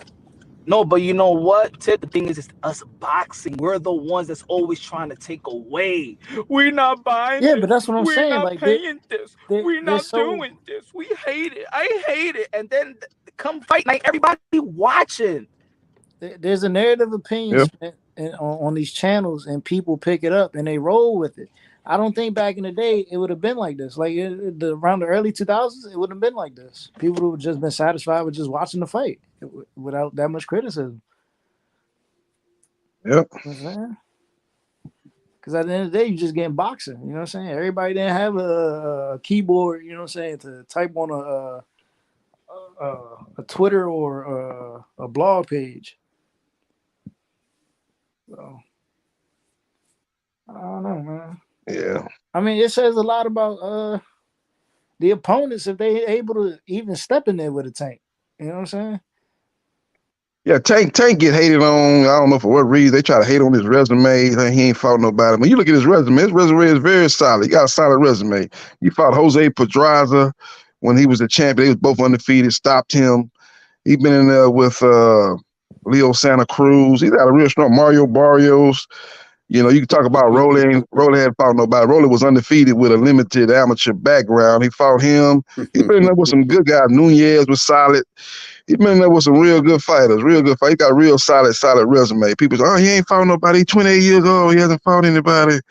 Tank need to get in there, fight a legitimate fighter for once in his life, and all this, that, and the third, man. But he's got a solid resume. You can stack his resume up there with Devin Haney and, you know, people like that. He could, you know, Devin Haney and Shakur Stevenson. You can stack his resume up there with all those guys. I don't think it's as good as Loma, but it's right there with Haney and guys like that, man, as far as 135 pounds. The difference I notice is it's the let Clubinator go after you guys. Go on. It's how you look at the opposition, right? So you say a guy like Lomachenko is facing a lot of world championship type guys, right?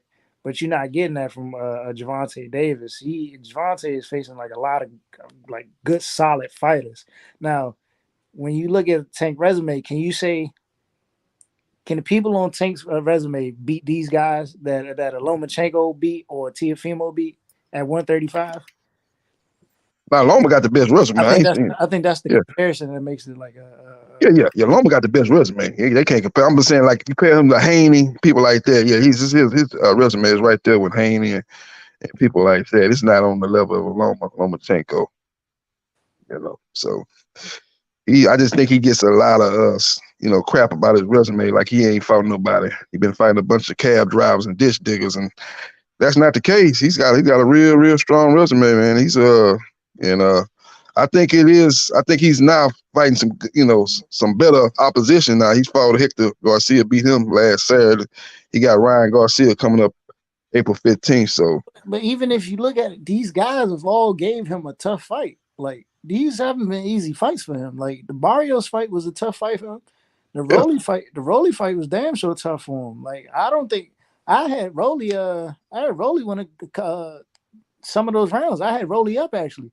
Yeah, I had to roll up too. When he stopped him in the 6th round? I think it was the 6th round. Yeah, I had Rolly up 3-2 going into that 6th round.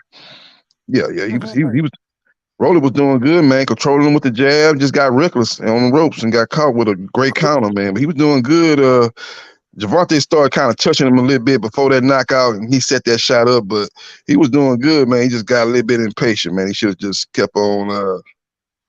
I think he saw that Gervonta was starting to touch him a little bit more, so he got a little impatient and tried to get a little ultra aggressive, and he paid the price. Got caught with a beautiful shot, knocked out. And Cruz put him in a dogfight. I think we about to see a change. Like, pretty soon, you're gonna see a change in Gervonta's style, and it might come with this Ryan Garcia fight. Yeah. It might become during the fight, or it might come after the fight. I don't know. It's gonna be a good fight, him and Ryan. That's two guys got power. Ryan got fast hands. I think a lot of people missing about Ryan, especially in his last fight when he fought for Tuna. He's starting to use that jab. That's one thing Goosen has got him starting to do. Use that jab. You're a very long, tall guy. Mm-hmm. Use your jab. Use your height. And he's able to use that jab with Tank, man. He can do some good things early on. But the only thing I worry about with Ryan is I know Tank a dog. Tank, when fight get rough, Tank ain't gonna submit. I just wonder if Ryan Garcia, when the fight get kind of tough, get kind of grimy down there, and get into a dog fight and get to a test of wheels, will he be able to stand up? I know Tank gonna stand up, so that's the only question that Ryan gonna have to answer, man, because it's gonna get to a point where you're gonna have to, bite down on your mouthpiece, man. Sit down there and take some shots and give some shots and be able to persevere, man. I don't know if he's able to. He ain't been in no dog fight, basically what I'm saying. So we have to see on April 15th. I like the fight for both of them. It's a step up. You know what I'm saying? Like, Fighting a guy that's equal level or next level will only get you better. You know what I'm saying? Yep. It's a great fight, man. It's gonna be the you got two distinct fan bases. That's gonna be that's why, the powers that be was willing to put this fight on, because you had two guys from two distinct fan bases that's gonna be able to put money up for this fight. That's one of the problems with Crawford and Spence. They put it from the same fan base. So that's why the PBC didn't want to put up no guarantee, and the PBC actually we're gonna put the fight on, but just y'all gonna have to make the fight. Y'all gonna have to sell the fight. Y'all gonna have to do the pay-per-view numbers, and that's how y'all gonna get paid. But we're not gonna put no guarantees up for this fight, because we don't believe in a fight like that, because y'all basically pulling from the same fan base. That's one of the reasons why that fight didn't get made. And that's why I always said Thurman versus either one of them was always going to be the biggest fight. Because Thurman started off on national television, so he's not pulling from that casual boxing audience. You know what I'm saying? Earl Earl fought on a pay-per-view, wasn't he? He was on a Mayweather pay-per-view, right? That's how he started out, right? Somebody else, Spence? I think majority of Earl Spence fights been on pay-per-view. Yeah, he been headlining a pay-per-view. Before that, he was fighting on NBC. He fought after the Olympics, man. When he fought Bundu, that was after the Olympics. That's why he got that $6 million TV rating when he fought Bundu and he fought Algeria. I think that was on maybe Showtime or something like that. So he been headlining cards, and I don't think he fought on any of Mayweather's pay-per-view. I think that was Canelo. Canelo fighting on Mayweather pay-per-views, fighting on the card. I think Earl was doing his own thing. I mean, we got Thurman on Fox and NBC, you know what I'm saying? And he fought on ESPN, so we done seen Thurman all over the place. Yeah. When the PBC first got that big deal with the major networks like NBC, like say ESPN and CBS, Thurman was one of the fighters they was really promoting. It was Deontay Wilder, Thurman, Leo Santa Cruz, and Danny Garcia. Those are 4 fighters on that commercial that the PBC was putting out when they was on NBC. They was the 4 fighters. So, yeah, Thurman was one of their big names. They had him. He fought with Robert Guerrero. That was on NBC. Yep. Yeah, he's one of Al Heyman's guys, so that's why Al Heyman's looking out for him. He set him up with the Pacquiao fight. Now he's setting him up with the Earl Smith Jr. fight. So he getting 2 big, high-profile fights, and he's setting it up. So we'll see how he does in April. I can't believe they gonna do some 2 pay-per-views in the bowl. I think it's probably be like a 2-week span. I don't think they'll do it back to back. It'll probably be like a 2-week span. You have 2 pay-per-views. You have Tank and Ryan on the 15th of April, and then I guess you would have Spence and Thurman maybe on the 29th at the end of April. So I think they probably do it like that. If they're gonna put it in April, that's a lot to ask the boxing fans to pay for 2 pay-per-views in 1 month. They got Canelo the month after, right? Yeah, I think Canelo fighting in Cinco de Mayo, but I think he's fighting in the UK, so that ain't gonna be no problem. I think he's gonna be fighting in the UK on the zone, so that'd be in the afternoon. So the PBC can put on a pay-per-view card on for Cinco de Mayo. And from what I was hearing maybe they might do the Deontay Wilder Andy Ruiz fight for Cinco de Mayo. Put that on Showtime. Apparently, Wilder trying to get out of the Ruiz fight. Yeah, his trainer, Malik Scott. He talking like he really called some shots. I don't know if he really making no decision like that, but he like, yeah, we want to fight. First they was trying to call out what's my boy name? Oh, Crazy Eyes, the unified Usyk. They wanted Usyk, but Usyk gonna fight Fury. Usyk didn't show up to fight. Yeah, and then they start talking about AJ, but AJ, he finna get a tune-up, and then he finna probably fight Dillian White in the summer, so that ain't gonna happen. And now, they looking for that, but Andrew Ruiz is a fight, man. You win that fight, you be the mandatory in the WBC. That Ruiz Wilder fight is a fight to see. I don't know, man. That's weird, man. You should want the heavyweights fighting each other, regardless of what it is. That's what I was saying earlier. I don't know, Rapstar, are you still here? We was talking to each other, I think last week. There needs to be more American heavyweights fighting. so we could at least grow the American heavyweight back in boxing, you know what I'm saying? Build a star. Yeah. They need to be a little bit more active. You got Big Baby over there. He's on the top rank. He's been pretty active, but they need to step up his competition. His next fight, he need to be in there with a top 15 type of guy, man. I think you put him in there and see what he got, man. He just showed that he levels above those top 50 heavyweights. So he need to be in there with a top 15 guy. I like the dude Jermaine Franklin. He had fought Dillian White. I felt like he won that fight. Oh yeah. He beat Dillian White. He pieced up Dillian White. He piecing him. He's in on with the 1-2 the whole fight. He pieced that boy up.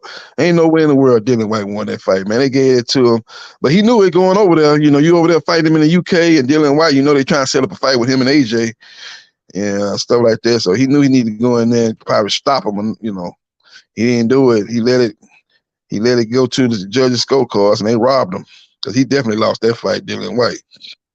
And then, matter of fact, we get Plant versus Benavidez the month before April, I think. Yeah, I'm hearing that fight gonna be March 18th. That's what I'm hearing. They ain't announced it officially, but yeah, that's a big fight. You think Showtime gonna pay-per-view it or put it on the channel? Man, I hope they put it on Showtime. I'm thinking it's gonna be Showtime, but I feel like it's gonna be Showtime. Yeah, I hope Steven Espinosa put the money up, man. Sometimes when them fighters get that high purse, they forced to fight on pay-per-view. So I hope they don't do that with this fight, but I don't know. Hopefully it be on Showtime. You know what? It might be because I don't think David's last fight was on pay-per-view. Caleb Plant fought on pay-per-view, right? Well, Yeah, he fought Canelo. That was on pay-per-view. When he fought Darrell, that was on pay-per-view, but he was the co-main. He wasn't the main event. It was Wilder. This fight might be main event on Showtime for sure. Yeah, I hope so. That's too many pay-per-views, man. You got 2 in April, and then you got maybe one in. You maybe have 3 in a 4-week span with them 2 in April, and then you got that one in the first week of May. You might have 3 PBC pay-per-view cards in a 4-week span. So yeah, they need to put if that's the case, they need to put Caleb Plant and Benavidez on Showtime. I like that fight. I think that's a tough one, man. I don't know. If Caleb Plant show that power like he had in Anthony Darrell fight, he can do some damage because David Benavidez ain't hard to hit. That's one thing about it. He's an offensive minded fighter. He don't mind taking some punishment to get his shots off. He throws a lot of combinations. He got fast hands. He kind of like, as far as that goes, he kind of like Ryan Garcia. He's got fast hands. He's not as far as he's kind of like Ryan Garcia in that regard. He got fast hands, man. But he's a pressure fighter a little bit more than Ryan. He's trying to walk you down, bring that pressure to you, that mental and physical pressure. Caleb can't afford to get tired in that fight, you know what I'm saying? Like he did with Canelo. But he was just getting punched on, and you know what I'm saying, he wore him down. Like you got your body gotta be game that night, and you gotta be able to go all 12. You know what I'm saying? If he able to move like he did against Darrell, he should be good. Yeah. He gonna have to hurt. He gonna have to hurt David Benavidez. He gotta at least get his respect, man. He got to sit down in the shots and hurt him, because if he throwing punches and they ain't really doing no damage, it's just gonna be a matter of time for David Benavidez break him down and take over the fight, man. Because he throwing a lot of punches.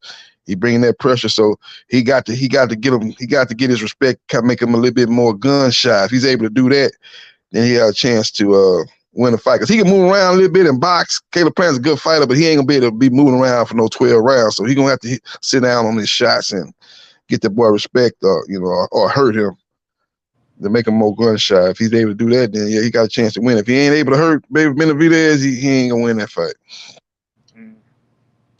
Trying to figure out what other fights we got. Yeah, they got some. I just can't wait till the PBC come out with their card, man. Wait for them to come out with their full card. They kind of got held up with the Crawford Spence saga. Kind of held up the announcement, man. A lot of fights were on standby, kind of waiting for that to get it. They wanted to take care of the big fight and then take care of everybody else, but weren't able to do that. And everything got pushed back. I knew that fight was never gonna happen. I knew it after during the Spence Ugas fight. So during the Spence Ugas fight, Keith Thurman was supposed to be at that fight, and he was supposed to do the interview with Brian Custer, but he didn't get to make it because his flight got delayed. So you know what I'm saying? During the event, you know what I'm saying, after Spence beat Ugas, he went and called out Crawford. So you know what I'm saying? Like that messed up everything that the PBC was looking to go forward and do, and the negotiations fell through because Crawford ain't won it and Earl ain't won it. You know what I'm saying? You don't think Earl won? I think Earl won it. I think Crawford won it, but I think Crawford wanted upfront money. I think he wanted to guarantee. Rap Star's back. What's going on, guys? Ain't too much. We was talking about this Errol Spence and Terrence Crawford saga. What happened, man? Keith Thurman's not worth talking about anymore, is it? Has it gone to Errol Spence and Terrence Crawford? No, Nobody we're really. just jumping around from the subject. But let's be honest. There was a big fan base. They didn't want to hear about Keith Thurman, bro. They wanted to hear about Errol Spence, Terrence Crawford. Nobody give a fuck about Keith Thurman, bro. I don't think anybody gave a fuck about Crawford Spence. Yeah, they were giving a fuck about Crawford Spence. The rest of the world were giving a fuck about Crawford. Where do these people who care about Keith Thurman came out of nowhere, and now he wants the limelight. Now we all got to shake our boots, yeah, because Keith Thurman did this and Keith Thurman did that. Fuck that shit, bro. That was years ago. Well, my question No, but let's keep it real, bro. That was years ago. Right now, we want we didn't want Thurman. We wanted Spence versus Crawford. That was the real fight. That was the real fight. All we're getting now is the second best fight, even if you want to call it the second best fight. Yep. It may be the second No, best. but that's facts. Yep. That's no feelings. That's fucking facts. Now, I know the Keith Thurman fans want to say what the fuck they want to say, but the facts were, Tip, that people wanted to see Terrence Bud Crawford stop talking about BOK Prime. They wanted him to fix his business with Al Heyman. He went complaining and went to BOK Prime. Now we got a fight that not really everybody wanted. You might want it, but not everybody wanted it. And that's facts. That ain't no feelings. Well, who is everybody? Who is everybody? Boxing fans. See, Yeah, they've been talking about that fight for about Let 3 me or ask 4 the years. Clubinator, what fight did you want, bro? Hey man, I wanted the fight that everybody wanted. Keep it real. Don't be Spence. scared. Crawford Spence. That's Spence. right. That's the fight that everybody wanted. And since it didn't come through, now we're talking about Spence. I mean talking about best Thurman. fight. All right, but see, this plays to my point. Who are these fans that want to see Crawford? Like, where do they come from? Crawford and Errol Spence. Where do these was Crawford, the biggest fight? Where do these Crawford all the fans American come from? fans? You got 2 years of YTV. Well, Rashford, you're not understanding They my have point. made channels over fucking Crawford. You're not understanding my point, Rashford. Yeah. Where do these fans come from that want to see Crawford? Like, where are these Crawford fans? It's not that they want to. It's not that they want to see Crawford. It's that they, at the time, they wanted to see Undisputed. That's the thing. People want the big Undisputed. That's what people want nowadays. They don't give a fuck about Crawford. Nobody's lining up to see Crawford versus but they want to fucking see him Ebenezer. against Spence. But they want to see him against Spence. They want to see the Undisputed. So it speaks volumes that they don't want to see Crawford, but they willing to watch Spence versus Thurman. Yeah. Yep. Yeah, hey, I remember because Thurman knows how to sell a fight better than Crawford does. But the He's real way more fight the entertaining. fans wanted to watch was that fight, bro. Yeah. The real fight. It's not taking anything away from Thurman, man. He's done what he's done in boxing. He is what he is today because of what he's done as well. But there should be no fucking sweat off your chest coming by just admitting the fact that lately he hasn't been doing much to warrant people, hyping him up and being on the Thurman train. I say that for all these guys. They only fought, all three of them, Thurman, Spence, and Crawford fought once last year. Yeah, but at least everybody else fought better than fucking Mario Barrios, except for Crawford. Crawford's been on this fucking, shitty. I mean, Crawford, I will put him even worse than fucking Thurman, honestly, in terms of the way I fucking look at that fucking Crawford. And I'm a Crawford fan. But the way that most people see it as this. Most people, and this is the thing, people. You gotta take into account the perception of Keith Thurman, right? Keith Thurman went to the Manny Pacquiao fight, and he shit-talked Manny Pacquiao, right? And we all know Manny Pacquiao is the casual king, the fanboy king. People love Manny Pacquiao. They're ready to fucking ride or die for Pacquiao, right? So they see that a lot of casuals didn't even know who Thurman was, right? So they see Pacquiao's about to fight this young champion, Keith Thurman, right? They don't even know that he's the reigning champion. He's the fucking top dog at the time. Like Punch Truck was saying before, he was at the time. He was the fucking guy. You know what I'm saying? So they see Keith Thurman talking all this shit, and a lot of people saying, "Hey yo, I don't fucking like this dude. He's talking about Manny Pacquiao got T-Rex arms. I want to see this dude get fucked up. I don't like this fucking dude. This dude is a fucking clown." I can't wait to see this dude get bronered. And you know what happened? That is how a lot of people perceived it, where they saw Manny Pacquiao beat the young guy and they saw him as a clown. A lot of people like that's how the casuals saw it. That's how the casuals saw it. Now we saw, we're like, hey, he put a good showing of himself. He did what he had to do. Even Manny Pacquiao at the end of the fight, he gave Keith his props. And he said Keith Thurman is the future of boxing. He hit me with some hard shots, and he's one of the heaviest hitters I ever fought. People got to remember that too when they're thinking of Keith Thurman right now. Manny Pacquiao said he's the future, and he has some of the biggest power at welterweight. Don't underestimate. So it goes both ways. You could look at it both ways, where you could say, hey, the perception that people have is skewed because a lot of people see him in that light. But at the same time, you got to also take into account what he's done in the ring recently. And what he's done in the ring recently is Manny versus Manny Pacquiao and versus Mario Barrios. It all depends how you perceive that shit. That's the way I see that shit. I don't know if you disagree. I don't know if you agree. I don't know how y'all see it, but that's no, just I the way agree see with it. you. At the time, Keith Thurman was really downplaying Manny Pacquiao, shouting at him, and you know, a lot of Manny Pacquiao fans didn't like the way Keith Thurman was disrespecting him, right? So there was a bit of, you know, the Manny Pacquiao fans would definitely wanted to see Manny Pacquiao, you know, him to beat Keith Thurman because of how Keith was talking to him a little bit. You know what I mean? But didn't Adrian Broner do the same thing? Yeah, he didn't really talk as much trash to Pacquiao. He was talking trash to the media or something. Yeah, He going in on Al Bernstein. trash talking is different from he was on some different type of time. Yeah. He going in on Al Bernstein on what Bernstein said something about him on Twitter. So he went in on him, and AB was. Y'all not with me? Yeah. So that's the type of time I'm on, where I see both sides. I see like the side where, hey, yo, Keith Thurman, he's seen past his glory days where he was, you know, beating the Poors of the world. He's beating the Danny Garcias of the world. You know what I'm saying? But at the end of the day, you can't write him off. I see that side too, because he's still got the power. He's still got the skills. And I mean, he didn't look like he was slowing down in the Mario Barrios fight. It just looked like you guys are saying that he just had some ring rust. So, I mean, we don't know what the fuck is gonna happen until the fight happens, man. That's all I'm saying.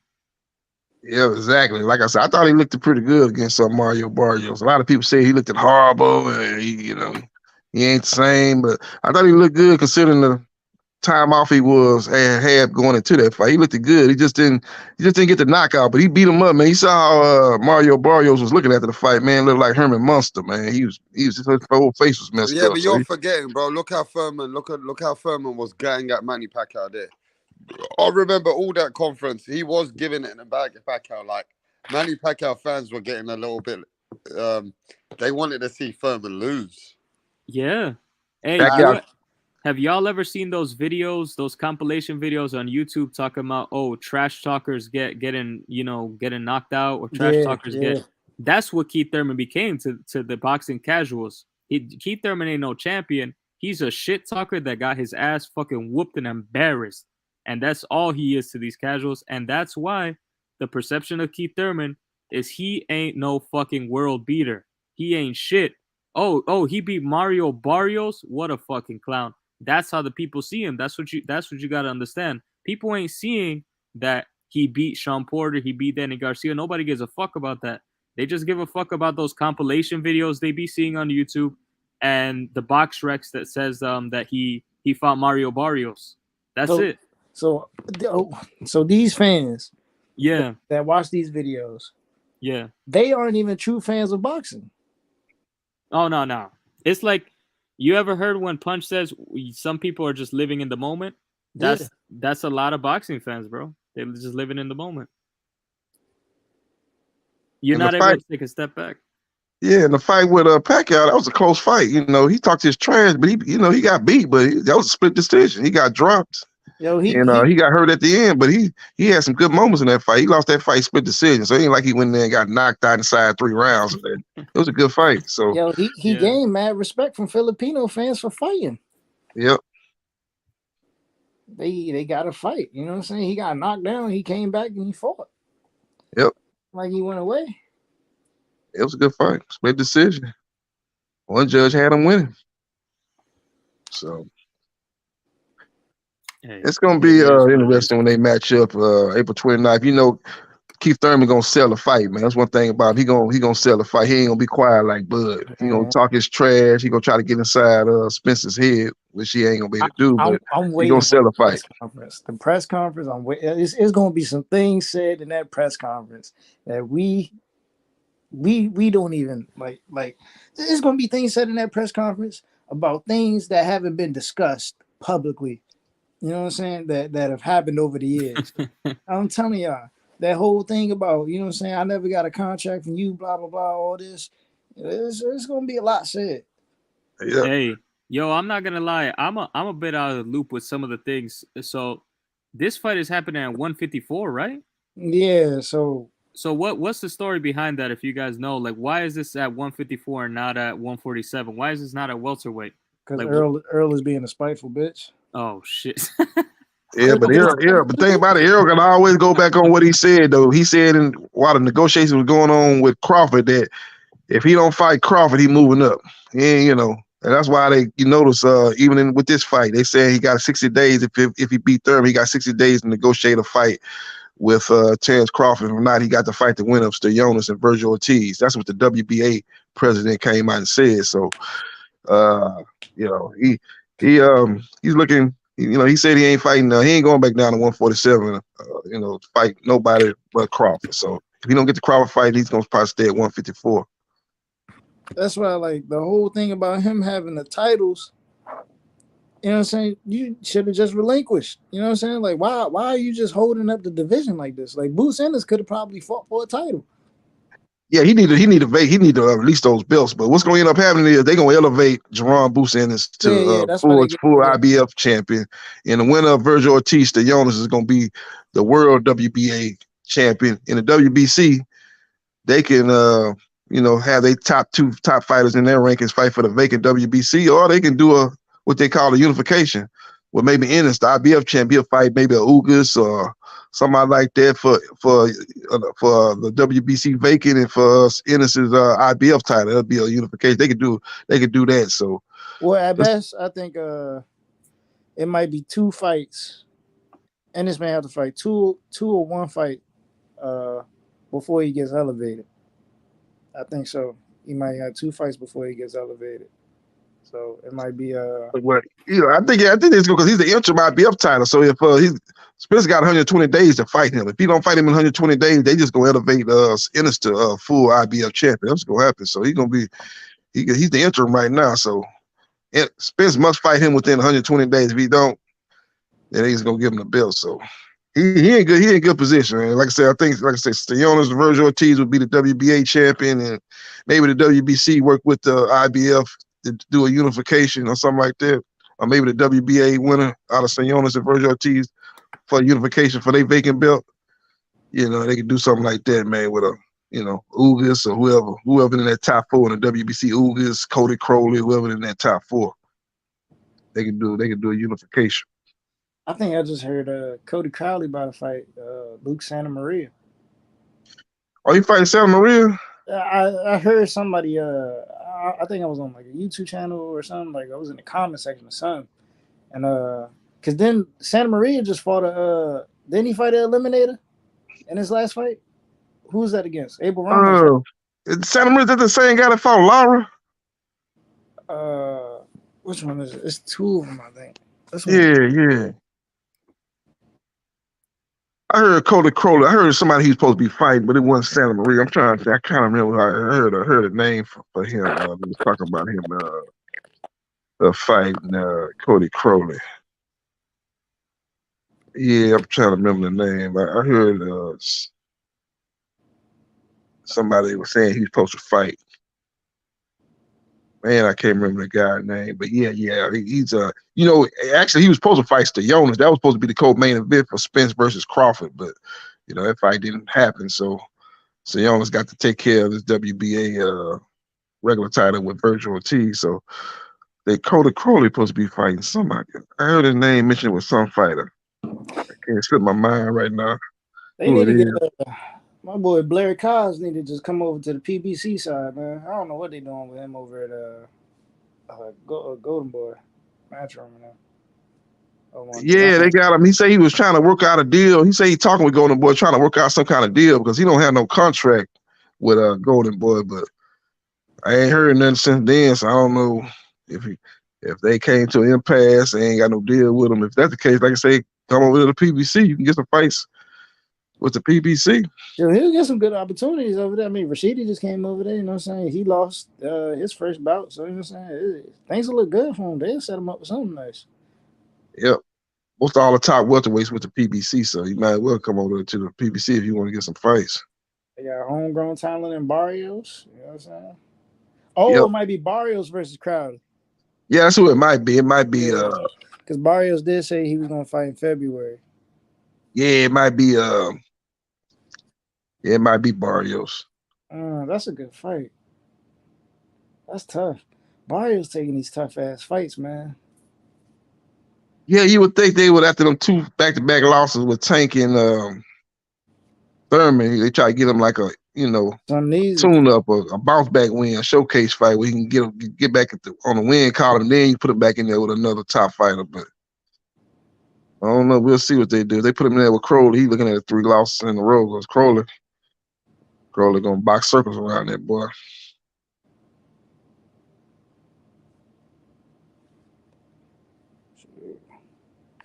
I think Jamal James supposed to be fighting on the undercard of that Figueroa Fulton 2 fight. That's going to be a good fight, too. They fight in a rematch up in the Armory in Minneapolis, Minnesota. February 25th. Damn, Rapstar, what's up with your boy Conor Ben, man? The disgraced Conor Ben. He trying to come back and fight. He talking about he ready to get back in the ring like ain't nothing happened. Man, where's the B sample? Where's the B sample, man? Right, let me just give you the exclusive, right? And then I got to get out of the building. But this is the exclusive. Conor Ben is set off 240 pages to the British Boxing Board of Control. And then he sent it off to the sanctioning body as well. And basically, what's happened is his woman was on a fertility drug. He was sucking her pussy so much through the heavy sex that he was having with her. Let me tell you, if you want to have the exclusive, Conor Ben was sucking the panani, the pom-pom, the pussy, everything you want to call it, the vagina. And somehow what's happened is every time he has this orgasm with her, she's had this fertility drug. It's gone in his system. They've fucking checked it out. It's a woman's drug in his fucking body. The man was giving her too much sucky. You know that's what I mean? It was. and that's the exclusive.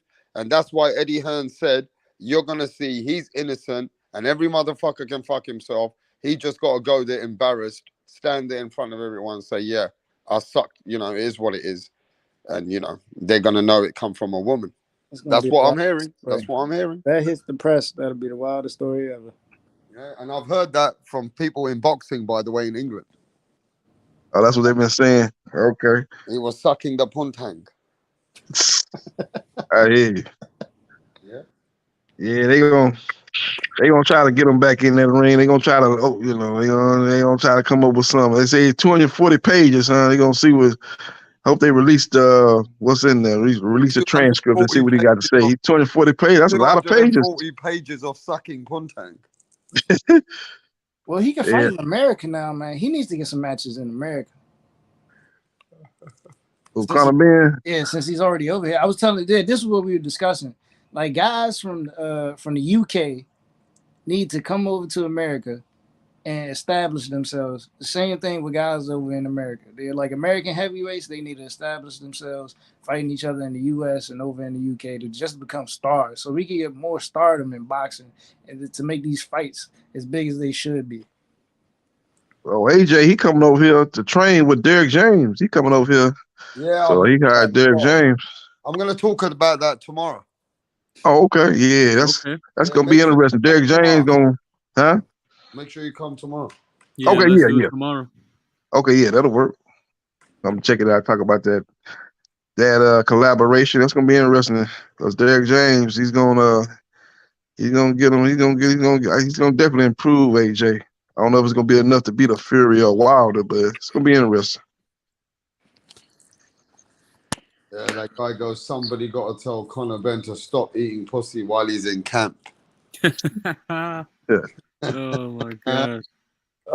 Shit. We heard it all now, innit, Clubbing Later? Hey, man. Yeah. A woman's fertility drug, she's using it as testosterone for herself because she trains a lot. Conor Ben's woman trains a lot. He's sucking her pussy like no tomorrow. Hey, if that's the case, then Conor Ben's been swimming in the But pussy. I tell you what, Conor Ben must know how to suck it good to take all that saliva in him and DNA it in his body, bro. Bro, he's gonna get killed when if this releases. He's sucking that shit with his straw, like it's a Slurpee. Yeah. Bro. Oh my gosh. Yeah. Conor Ben, yes. Shout out Conor Ben, bro. Shout out Keith Thurman. Shout out Conor Ben. Shout out everybody, man. Yeah, I gotta save my money, man. For that flight, I'm either going to Texas or Vegas. It's one of the two. I hope it's you Vegas. going to the fight? Man, but I've been waiting to see a Keith Thurman fight live for the longest.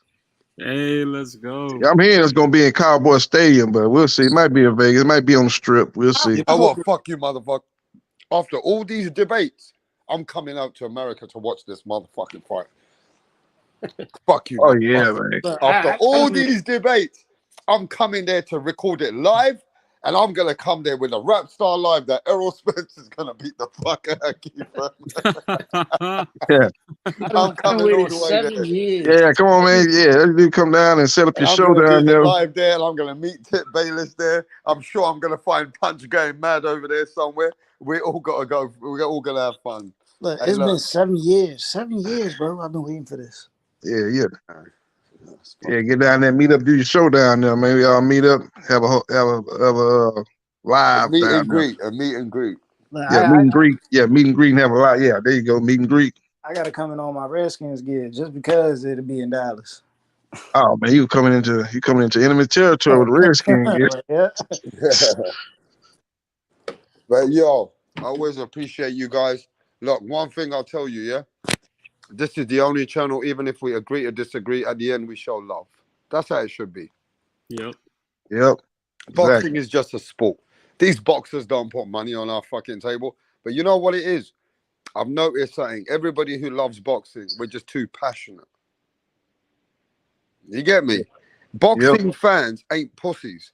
They will fucking give it for their fighters. What other sport you know? There is sport that fans will go out like that. But boxing fans, they're very passionate people. They got a big heart. I've always noticed that. Boxing fans always love to, they got a very big heart. They're very vocal. They're not, you know what I mean? We're not pussies, bro. Boxing fans are a certain kind of breed of people. Yep. But yo, I'm going to catch everybody on the next one. Carl, you know what I'm saying? I've been, you know what I mean? Carl. I see Carl in the building, everybody in the building. I'm going to catch you guys on the next live. I'm going to leave you with my girlfriend, Tracy. Yeah. Right, what's going on here, Donny Zondernex? Barry's actually going to propose to Sandra. Sandra has been giving Barry mad head lately, and he's witch, yeah? He's doing this behind the back of the boys because they know, yeah, they would have cussed him out for proposing to Sandra. Tracy had one job to do, and that was to record it. But she's all over the bloody place. Barry's clocked that she didn't get the footage, so he's going to propose to Sandra again. Oh, for fuck's sake, Tracy! What's going on? What up? How are you? I'm great. Can we meet you? My name is Tunde Tupac, aka the Rap Killer.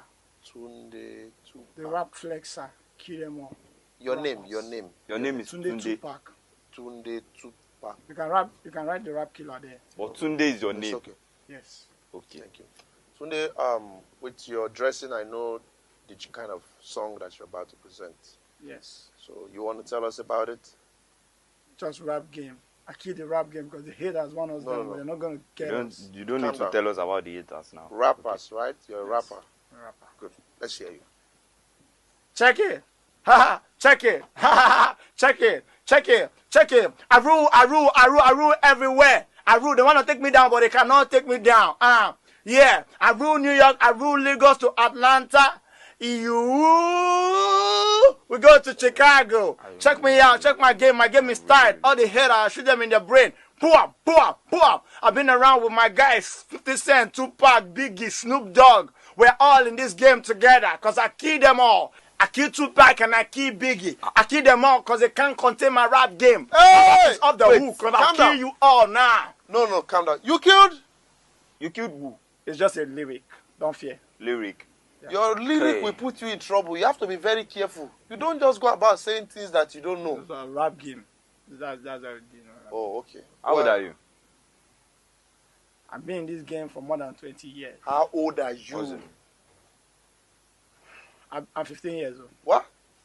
Just forget my age. Just focus on how long I've been in the game. Then you know Tupac. You know Snoop Dogg. You know 50 Cent. Oh God, we met in the States. Oh. Which state? Akwa Ibom. This guy. You're just a joker. You know what? Just go. We'll get back to you. Yeah.